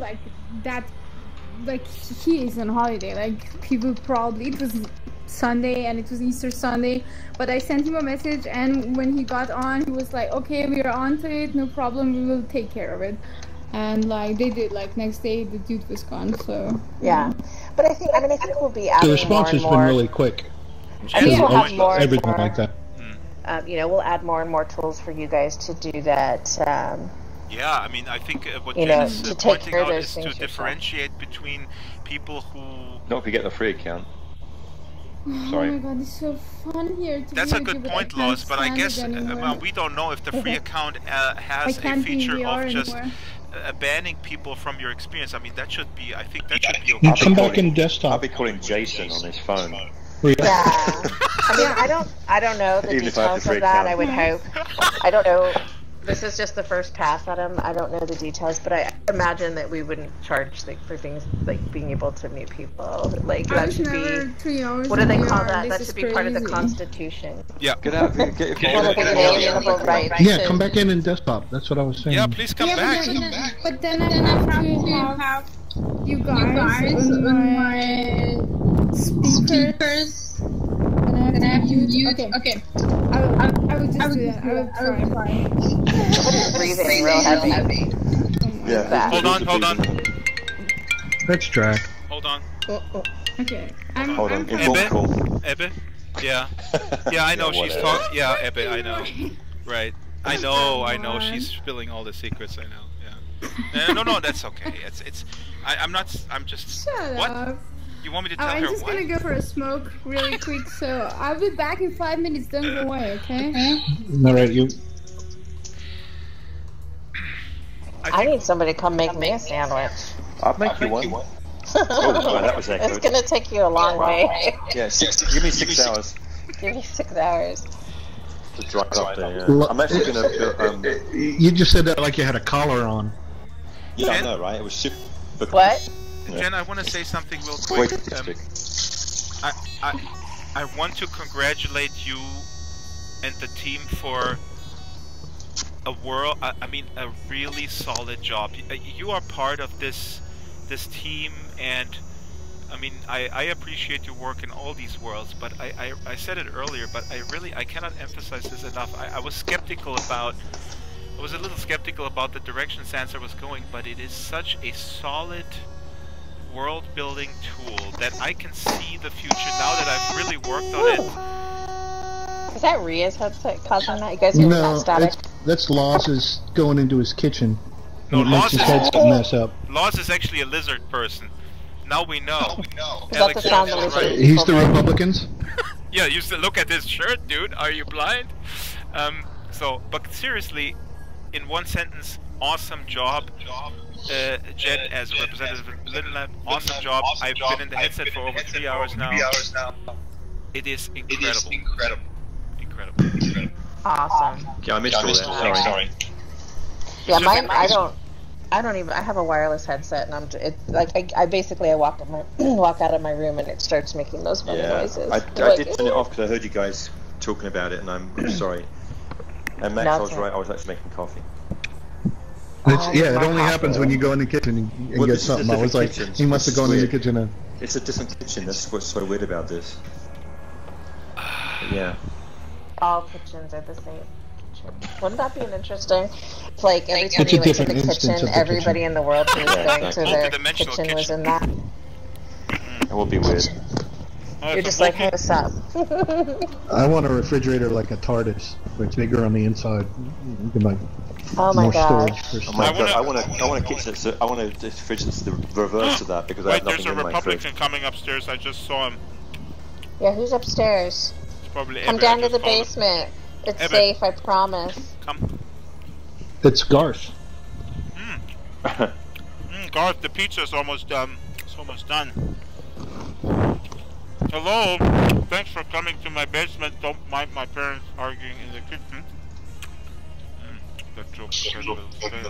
Hey Jen, you might know the answer to this. I was wondering this morning, the contest, is that only open to individuals or anybody, or in other words, like if somebody has like a game developer studio and they come in here and build a scene, are they going to be competing directly against individuals like myself?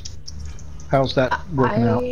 I mean, it's going to be individual contribution, as in like them having to you submit it under one account. Because I know Punkarella was asking me that too, because I know she develops a lot with her husband, and I know you guys do a lot of collaborative stuff. So I think that'll have to be, people want to form alliances. Hey Garth. Well, I mean, it sounds like either an opportunity to specify that you can only be an individual or a team, but you party's over, maybe don't make drunk, that you compete. But you can stay with us. Sorry, I'm interfering with Max. No, I was just saying, it strikes me as being I mean, there's no way in 30 days that I could compete with somebody like a game studio coming in to build an experience, and that somebody that's full-time scripter, full-time prop maker, full-time environment guy, and a project manager are going to be able to kick my butt. First, we can walk over here so we can talk and not interrupt their conversation if you like. I tell you a little bit about the experience. I probably will collaborate with someone because I don't think it's possible to do all of it on your own in a short amount of time. Where are you? It's really right here. And we can go. Here's the broadcast room behind you. Possible, I think. And so over here, if we go over here, we can go into this room. You to do it this way because you're not going to get best experiences. They're going to be rushed and they're going to be thrown together and they're going to look pretty shitty, I think. If you can get the best one out of them. So thanks for coming. I'm a little bit drunk. Been in the headset for over 3 hours now. Yeah, pretty hardcore. It's okay. That's a mad dash. Oops. Sorry, it muted my microphone. Yeah, we gave a little presentation earlier. This is all made by Ria. I initially asked her if she wanted to do a podcast room where we can do live streaming, and then it grew from there, and now we built this entire little California seaside city, or whatever you want to call it, with a little creepy undertone, and there's a whole bunch of stuff to discover, interactivity, a lot of sound. I put a lot of work into sound design.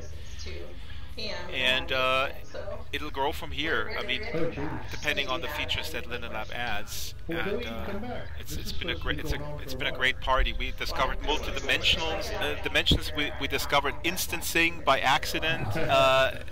It's just amazing. I mean, I'm just like gushing over the capabilities. Yeah. Yeah, it's really amazing. I'm still blown away by the amount of geometry. You can get an experience. Are you in a headset or are you a desktop? I'm in a headset.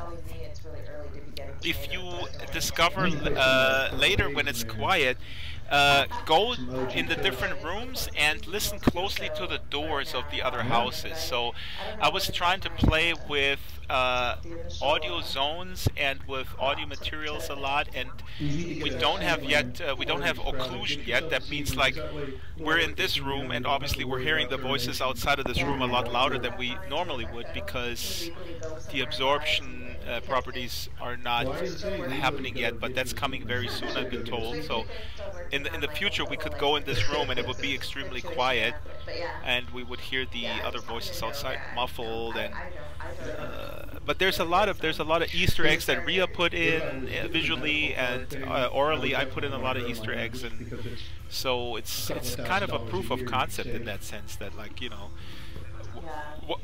what can we do in the world, hinting at capabilities of the future. Well, actually, it's an old interview, but it was an interview with Al Jurgensen. It's wonderful. I'm oftentimes just stuck trying to do problem solving, converting models, and really want to get into doing my own stuff again. Yeah. If you'd like to collaborate on this, let us know.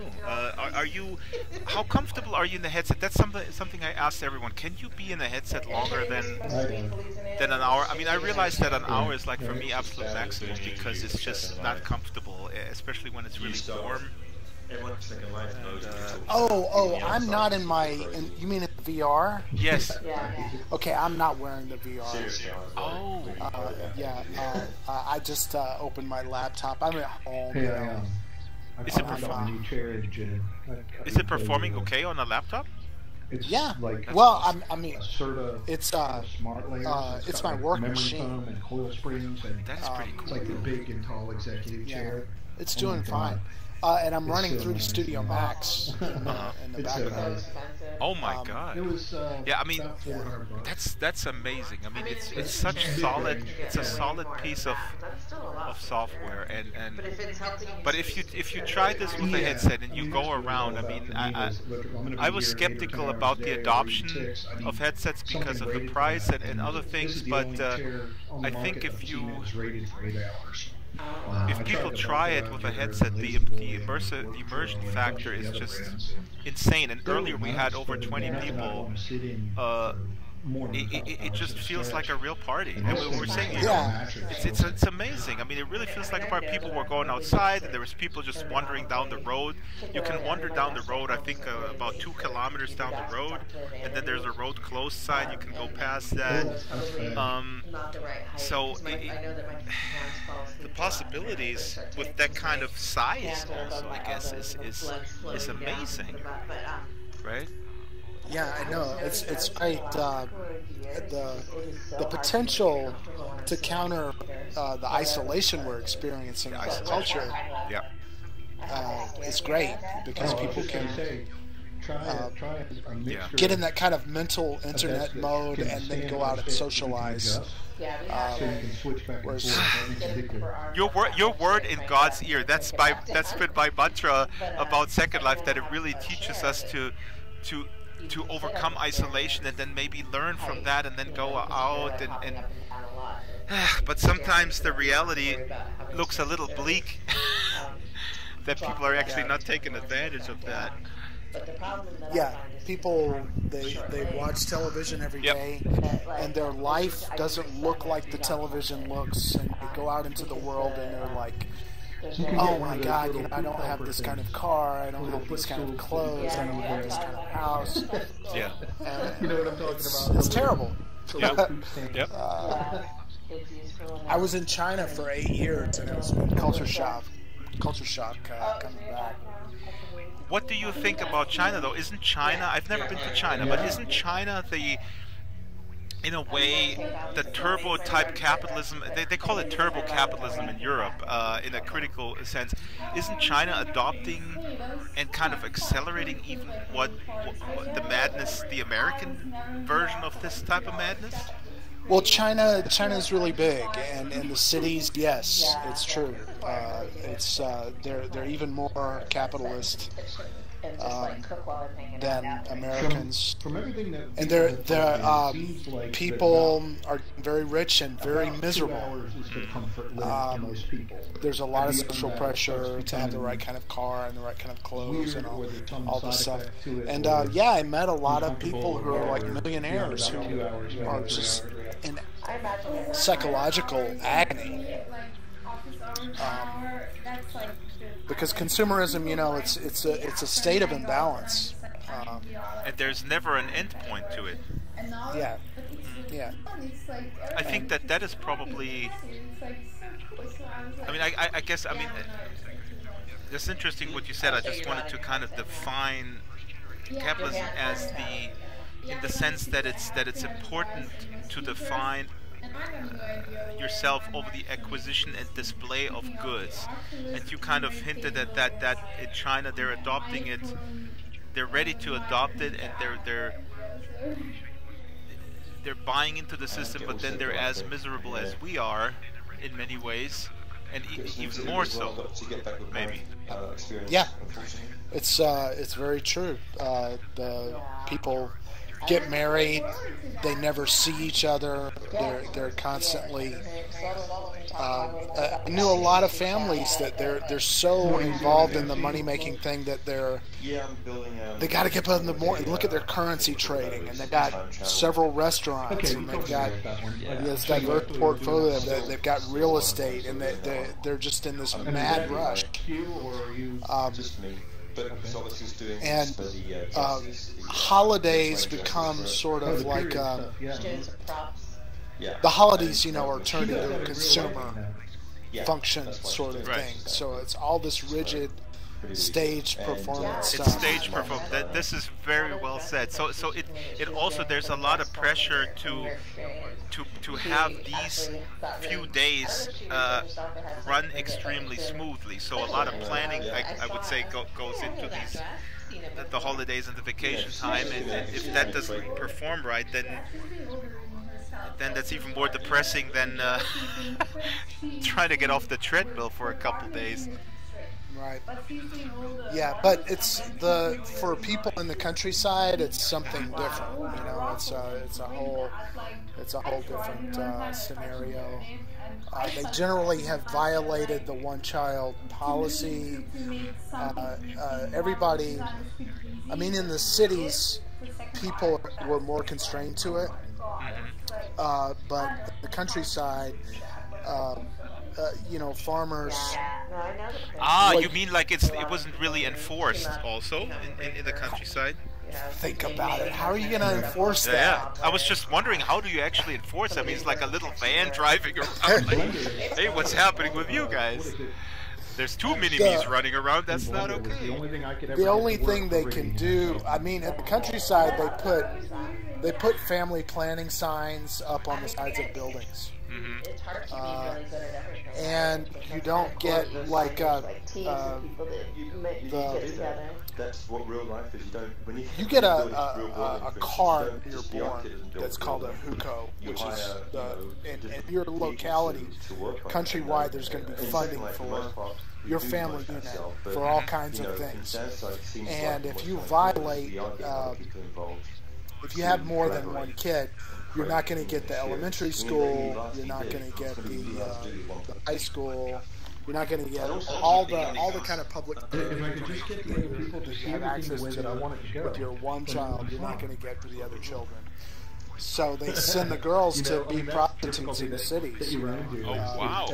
Everybody has a vision of what they want, and it's like back to the old days. You know, the farmers will prostitute the girls, and people that want to get rich in the cities, they'll start out with gambling and prostitution. Like Donald Trump's grandfather, right? You know, there's a fundamental thing, illegal liquor. Well, he came from very good. Listen, Garth, I'm German, and Donald Trump's grandfather was of good German stock. He knew how to make money. Yeah, Chinese do the same thing. You know, they set up illegal mahjong parlors and get. And the farmers will send their daughters in to be prostitutes until they're about 26 or 27, and then try to get money to get them married. So they can get them out by basically, if they have enough money, they can buy them back, kind of. Yeah, it has to be. Yeah. Well, I mean, they can. I'm sure there is. I mean, I don't know. My experience with like the kind of thing you see in Farewell My Concubine. I'm sure there's some of that stuff where people get trapped. Musical chairs happening and power struggles. But you know, like I'll give you an example. I was with a bunch of guys, and we typical scenarios. You go to a foot bath. You have a big dinner. You drink, and then you go to the foot bath. And we're all in the foot bath, and we're talking to the girls that are washing their feet. Wait a minute, what is the foot bath? Is that a sexual thing too? Like you have, like it could lead into something, or it doesn't have to? It doesn't have to. It's like everywhere the foot bath, you know. So typically after dinner, especially if you're doing business with people, you're going to go get your feet washed, and I'm talking to this girl, and she's really articulate. It's clear that she she could have gone to college. Maybe she didn't get into college, but she was close to being able to go to college. So she was very literate. And I asked her how she ended up in a foot bath in Beijing, because she seemed very you know, she has knowledge of poetry and literature and stuff that Chinese kids that are going to go to college learn. And she told me the story that she had gone down to work in a business in Guangdong, and she was from somewhere way up in the north, and one of the girls that was working in the company got killed. She got she got cut up with like a circular saw. Oh my God! And the girl said, you know, who can live in a situation? I'm working on it. Who can live like that? I'm going back home.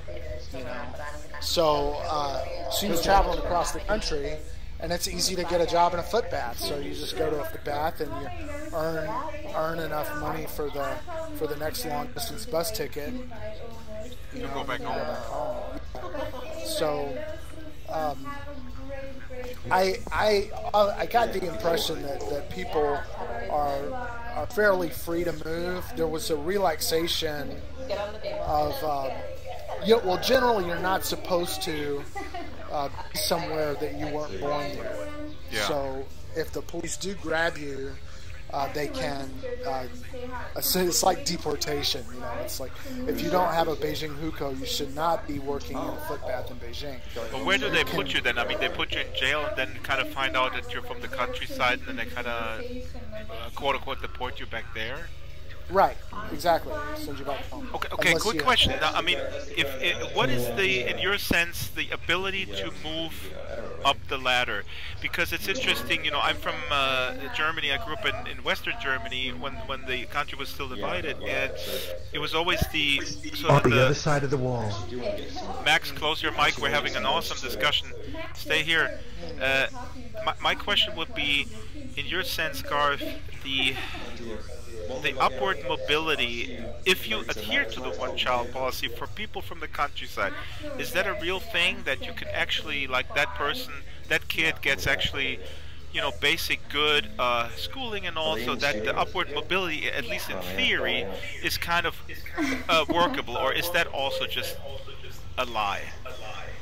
Bye, guys. It's better for the boys. You out, man? We'll see you. Bye, Ria. Bye, everyone. Thanks for inviting me. Thank you to David for coming. Bye. I didn't get the chance to talk to you that much, but like it's so great that you showed up. So I have to go. It's pretty late here, so that was fun. That was tons of fun. I really loved every moment of it, and I have tons of messages in Slack right now. So yeah. You can still watch the stream and our discussion about China and I know. Okay, have fun, guys. Like, this is really great. I hope everybody enjoyed themselves. So, see you. Bye, Ria. Bye, Ria. Great work. Job. Thank you. Bye. Drax, I'm out as well. Oh, it's like midnight here, and I'm not gonna go anywhere. I might go to the fridge.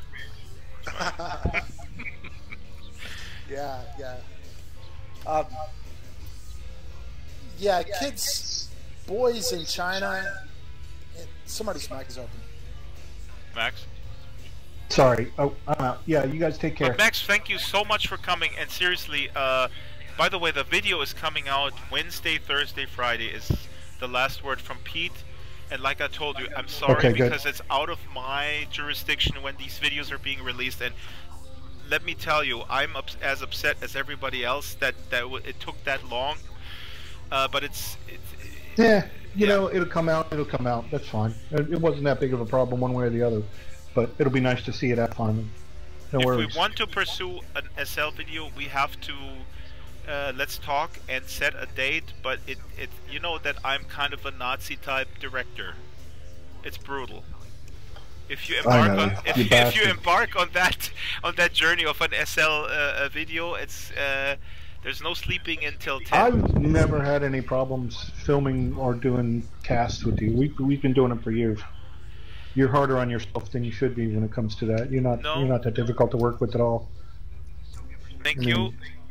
Sometimes you won't shut up, but that's just because I was in radio, and my boss at the radio station always said, if the satellite messes up, you gotta kind of keep talking, because if there's dead air, then people turn the station, and that kind of traumatized me, I think.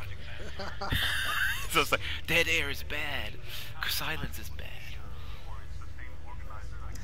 Okay. Now, as long as you've had your Ritalin, you're fine. I never had a problem with you. I'm not taking anything, dude. I'm serious. It's really weird. I mean, I get up at 5 and I'm going like, hey. That's what the problem is. I think so. No wonder. I'm sending you some meds. I used to live with a roommate. I'm not kidding. He's like in Europe. It's customary to roll the joint with lots of tobacco, and he would roll like 20 joints in the evening, and he got up at 5 and he smoked his first joint. I got up at 8 and he was super energetic with like already 3 joints. So he was self-medicating. It drives some people. Yeah. Some people it sits them down, some people it speeds them up. Yeah, for sure. But I don't know. I'm like Frank Zappa. I never met anybody other than that guy who was smoking regularly and who was reliable. That's just my personal experience. So anyways, completely off the subject of Chinese I don't know what I walked into the conversation about foot finding and one-child policies, but I'm gonna get out of here before I get caught in that noose. Yeah, we got another bye Max. Who just joined us here? David. Yeah. Oh, David. Yeah. David from the... I just figured I'd pop back in and look around while it's not as crowded. Oh, David. Hey, David, you got to take it easy. You missed the multidimensional crap that we had discovered. It's amazing. Oh, actually, you went with me through the garbage bin once. Yeah, I was the one that helped you discover it. Yes. Oh, see, I already I have amnesia or something, because Max actually then formulated, Dr. Maxwell Graf formulated a multidimensional theory that I'm sorry, cult leader David Hall from the Church of Hellology. I don't want to diminish your your accomplishments in the in theory of formulating the theory of multidimensions. God, am I drunk? This is like a place, Drax. This is really cool. Yeah. It has an identity, like. Yeah, and it's really messed up, and nobody cleans up because I can't afford it. If everybody leaves and comes back in, it should all put everything back where it goes, right? This is just the beginning. We have a lot of ideas along the lines of really sophisticated backstory. Twilight Zone, Donnie Darko was mentioned earlier with you know, what is this town? Why is this town the way it is? What's behind the road closed sign? Where does that go? It's all contingent on additional features.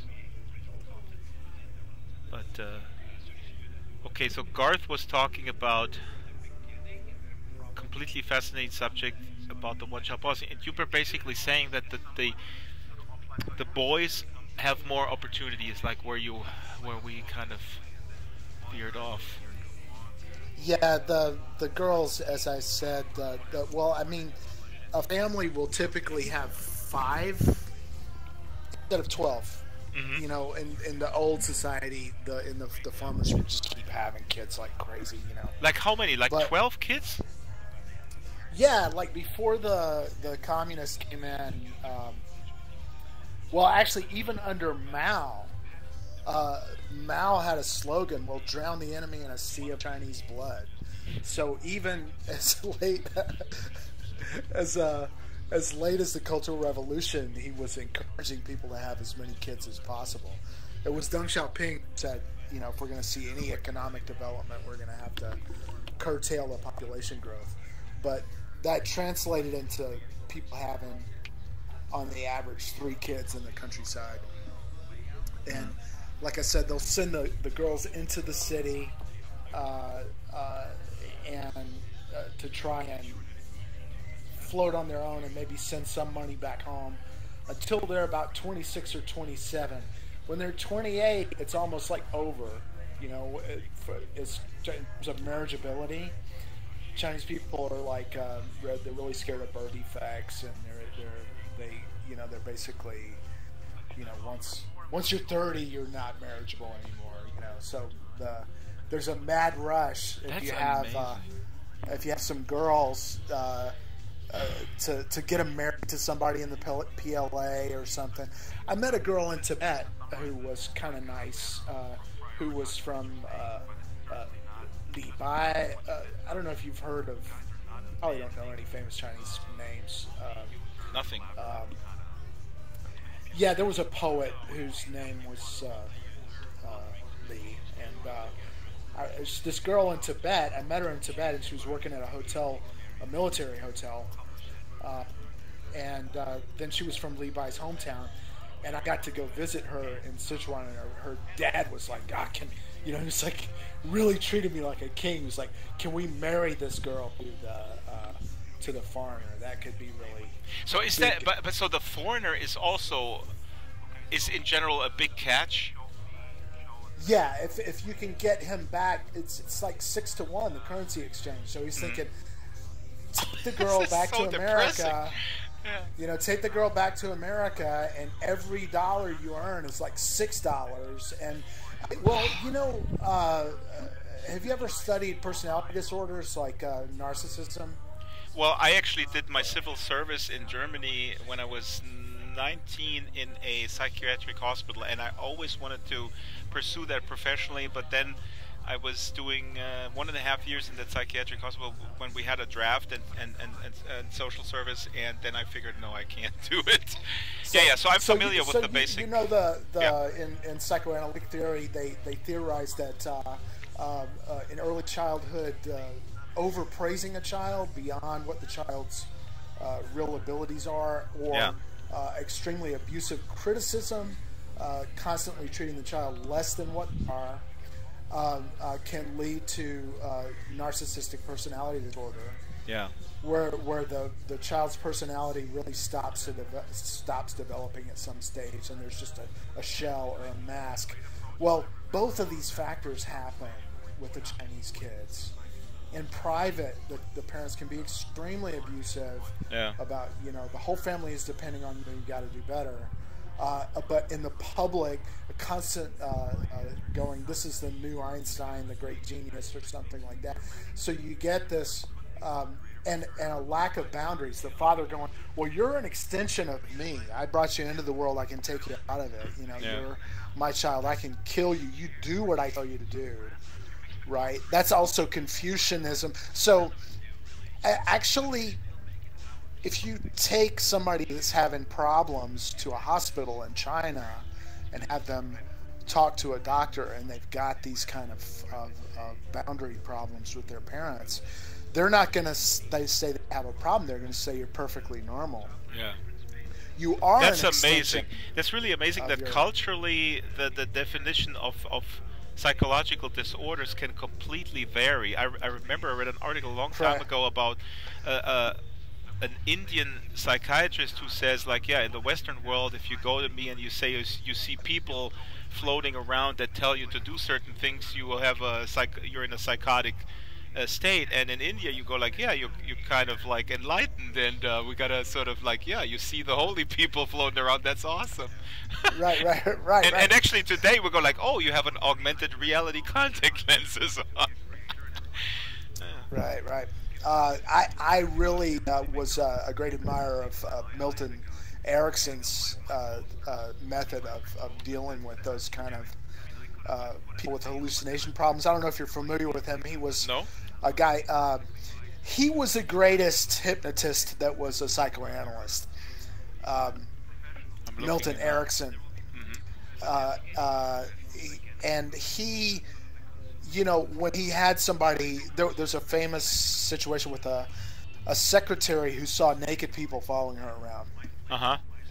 And he used hypnosis, and the woman saw naked people following her around, and anytime you asked her, they were there, and she really freaked out. And he used hypnosis to get her, instead of trying to lock her up, he basically taught her that some people don't like to hear about the naked people that are following you around, and just they're not really doing anything, so just deal with it. And he successfully treated her with hypnosis, and she was able to go back and have a normal, functional life. There's some people with schizophrenia that successful. They do have continuing auditory hallucinatory life. That's something I actually heard fairly recently, what you're saying, I'm looking up Milton Erickson, because I remember a radio program where I heard that this is actually also kind of rediscovering what he did with what you're saying is actually kind of mildly sort of. I actually heard that on German radio, where psychiatrists are now also being taught it's counterproductive to say this is not happening and then treat it with basically antipsychotic medicine, but it's much more productive to say, well, here are the voices, and let's try to sort of I don't know, incorporate them into the daily life, kind of. Right. There's a mathematician, I always forget his name, that had a really debilitating. I know. They made the movie. They made the movie was. They changed the movie. The story is from his real life, but the movie's Hollywood, whatever. Beautiful Mind. Is that what that was called? Beautiful Mind, exactly. Yep. Yeah. And he, later on in his life, he just faced it. He was just like, well, yeah, the Russians are doing all this stuff, and it's there. I hear the voices, but I just don't tell people about it anymore. That's funny. I just get along. I knew a guy growing up. Well, maybe sorry to interrupt, but maybe it's just a logical conclusion that now we have a psychotic person as the president. Maybe that's the logical conclusion to all of this.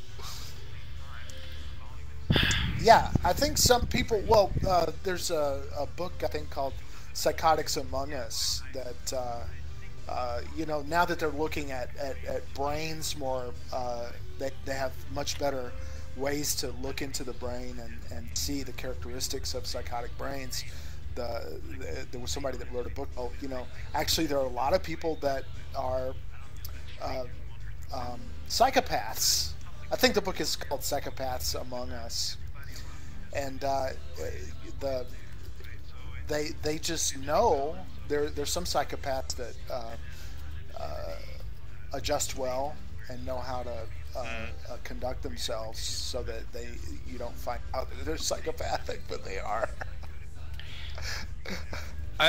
But what you were saying earlier about the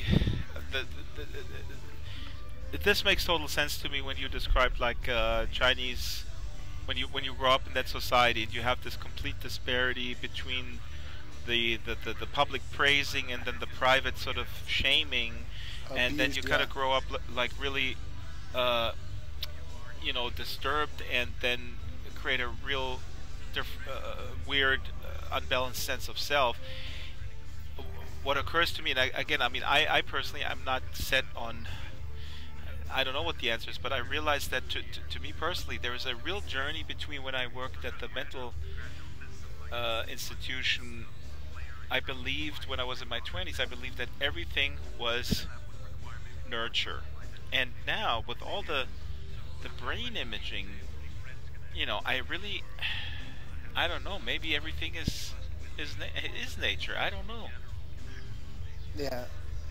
Well, there's neuroplasticity. The brain can rewire itself. People can. There are all kind of ways that people can. That's like. Think of, this is the example of the talking cure that is very classic. The 1001 Nights. Do you know the story? No. King Shahrazad is he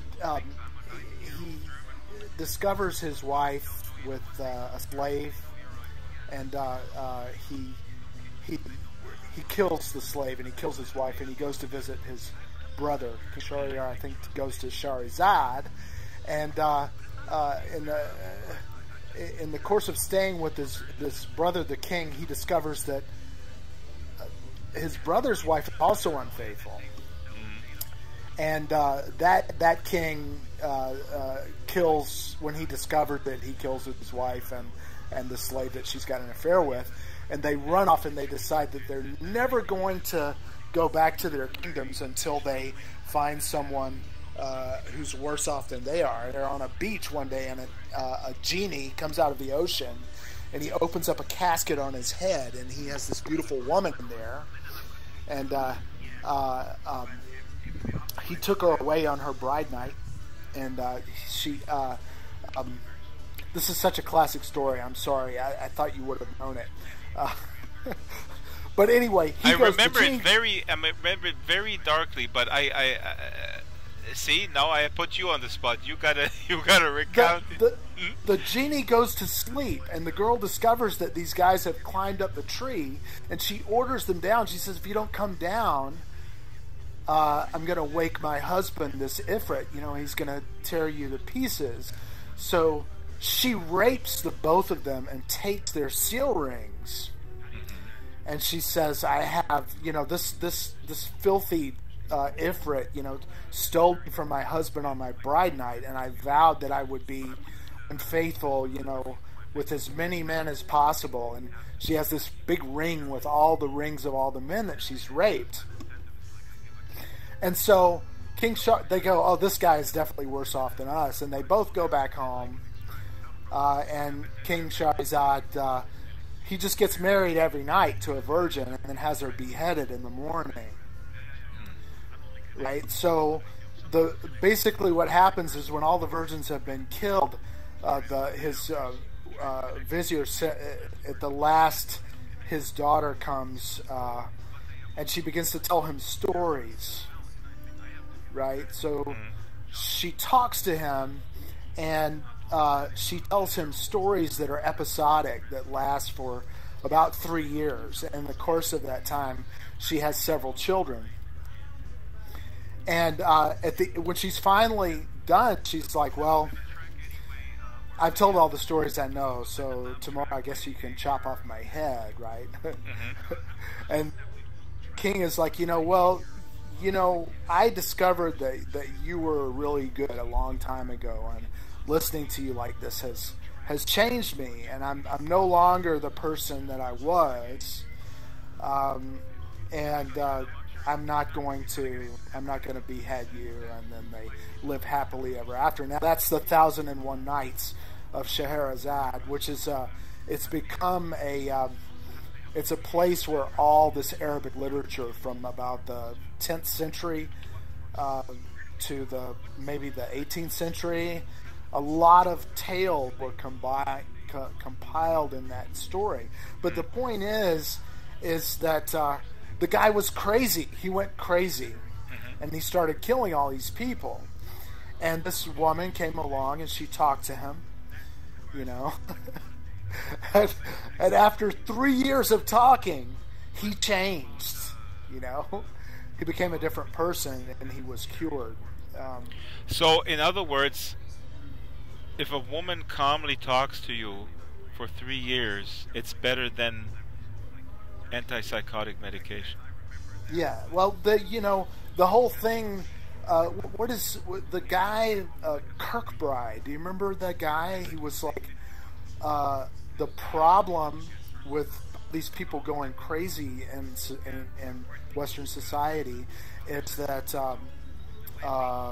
the industrialization, the cities, the factories, is driving people crazy. So he had all these insane asylums built all in the West that are huge mansions. So when you have a breakdown, they send you to this big mansion with all these beautiful gardens. This is amazing because I sorry to interrupt, but I made Ria, who built this experience, I made it such for me it was very important that she built my 40 favorite books from my, I don't know, whatever many hundred of from my Goodreads list are here in the back there, so that I make it a point that despite the virtual world enthusiasm, I'm an avid reader. But Garth, you're totally blowing my mind. I'm looking this up here, so I have a lot of stuff to put on my reading list. The Kirkbride plan refers to a system of mental asylum design advocated by Philadelphia psychiatrist Thomas Story Kirkbride, 1809-1883. And the asylums were built in a design often referred to as Kirkbride buildings, were constructed from mid to late 19th century buildings, century in the United States, and they were designated. His theories were regarding the healing, that the environment, exposure to natural light and circulation were crucial. That seems such a no-brainer today, right? Right, but the problem is still not instituted though. They want people to well, you know, with the shift to the doctrine of maladjustment, where around the turn of the century they were like, we want people to adjust to the factories, we want people to adjust to the cities, and if they're not functioning in that environment, they're maladjusted. So we're going to define what normality is by the lack of ability to adjust to a system that we want you to adjust to. Right. That's almost like virtual worlds that are now all voice based, while a lot of people really regret that, because in Second Life it's so empowering. If people don't want to use voice, they can use text, and now it's all like, oh, we're gonna just voice is the input of choice, and Silicon Valley says so, and that's how it's gonna be. Sorry, no. That's always my virtual world analogy. I always have to throw that in. But the society kind of turned against the whole Kirkbride idea and just filled up the asylum and overcrowded them and made them into a hellish environment, and basically they all got shut down. Charlie Chaplin goes to a Kirkbride mental institution. Oh yeah. Yeah, if you remember Modern Times. Yep, I remember it. He goes insane after being on an assembly line. Yeah. Where he has to tighten 2 bolts all day long. Yep. And he's like, this woman has buttons on her. She's got large breasts. She's got these 2 big black buttons, and he's chasing her with a pair of wrenches, trying to tighten her buttons. I forgot that he goes to that is a Kirkbride. Yeah, okay. Yeah, go on. They put him in a big asylum, and he gets cured, right? Right, and what is it? Yeah, he goes to jail because there's a truck that goes by and it has a red flag hanging off the back because it's got some lumber, and he picks up the red flag. He's trying to give it back to the truck driver, and he gets mistaken for a communist because these marchers come up behind him, and then he goes, "Oh, I remember that. I didn't pick up on the Kirkbride." That's fascinating. I remember from that film. I'm sorry. This is because I talk about Modern Times all the time, because I think this is not a new novel thought, but the obsession with making everyday life more efficient. It is such an important movie with the scene where this inventor wants to cut down the break time of the workers by automating the feeding thing. Remember? Yeah. The thing around the neck. The corn. Yeah, and it feeds the break, the lunch items automatically into the mouth, and it obviously totally fails. But he sells it like it's cutting down the workers' lunchtime to 20 minutes from an hour or whatever it was. Yeah. Yeah, the corn, the corn feeder thing. That's a real classic. That's definitely classic. Okay, I have to go to bed. I'm sorry, I have to rudely cut you off because I've been in here for. This is like a longevity test. I've been here for 4.5 hours now for the launch today. Are you not in the Slack channel anymore? Oh, I'm there. I'm in there every day. Generally, I'm kind of looking for people that can't get their VR to work, and then I go into direct message with them. Somebody will say, "Hey, I can't import this cube," and that would be almost me. I can't even build a 3-legged chair in Second Life. I think you helped. I think Ria sent you a message when we had issues, but that they resolved themselves somehow. Yeah. She's fantastic. She's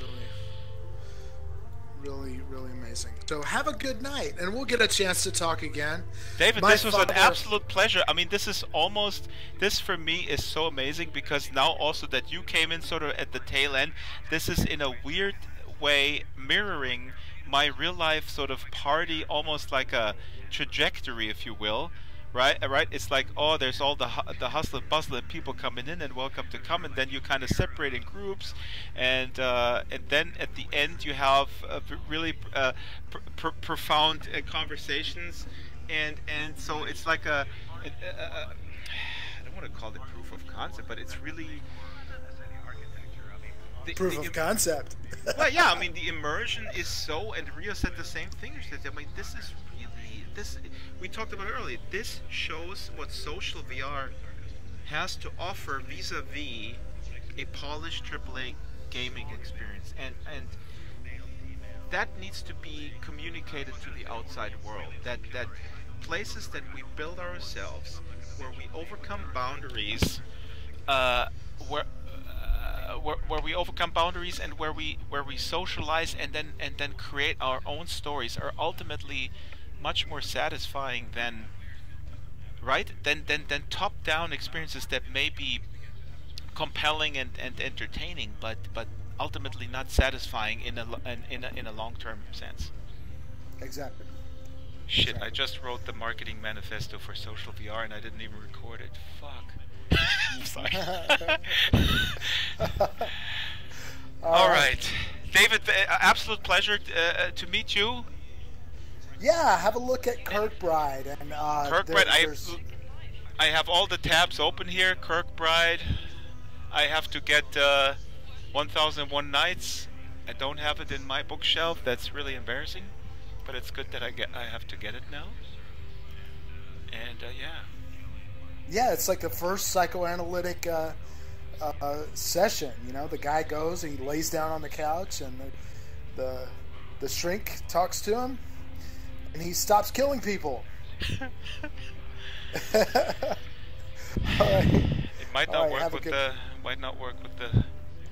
Anyways, I'm not gonna open that can of worms. It's too depressing to talk about the elephant in the White House. Yeah, it's not actually an elephant. It's an insult to elephants, who are very intelligent and caring beings. Right. All right. Europe is not that much better. It's very scary in Europe too. I mean, as you know, I mean, there's such a resurgence of right-wing movement, and we got the whole lying press thing where they accuse. It's just so scary, and I don't know. I mean, it's in a way, Zappa kind of predicted that in the 80s. There's old Zappa clips from the 80s where he talks about like a mass psychosis and stuff. If we continue that trajectory, I will never go to bed. I gotta go to bed. I gotta be rude. Yeah. Leave my basement. All right. Take care. Bye. Bye. Bye. It's awesome, guys. I'm gonna stop streaming here, unlisted, and give it to everyone in the private beta if you'd like to watch it. That was an amazing experience. And yeah, good night, everyone.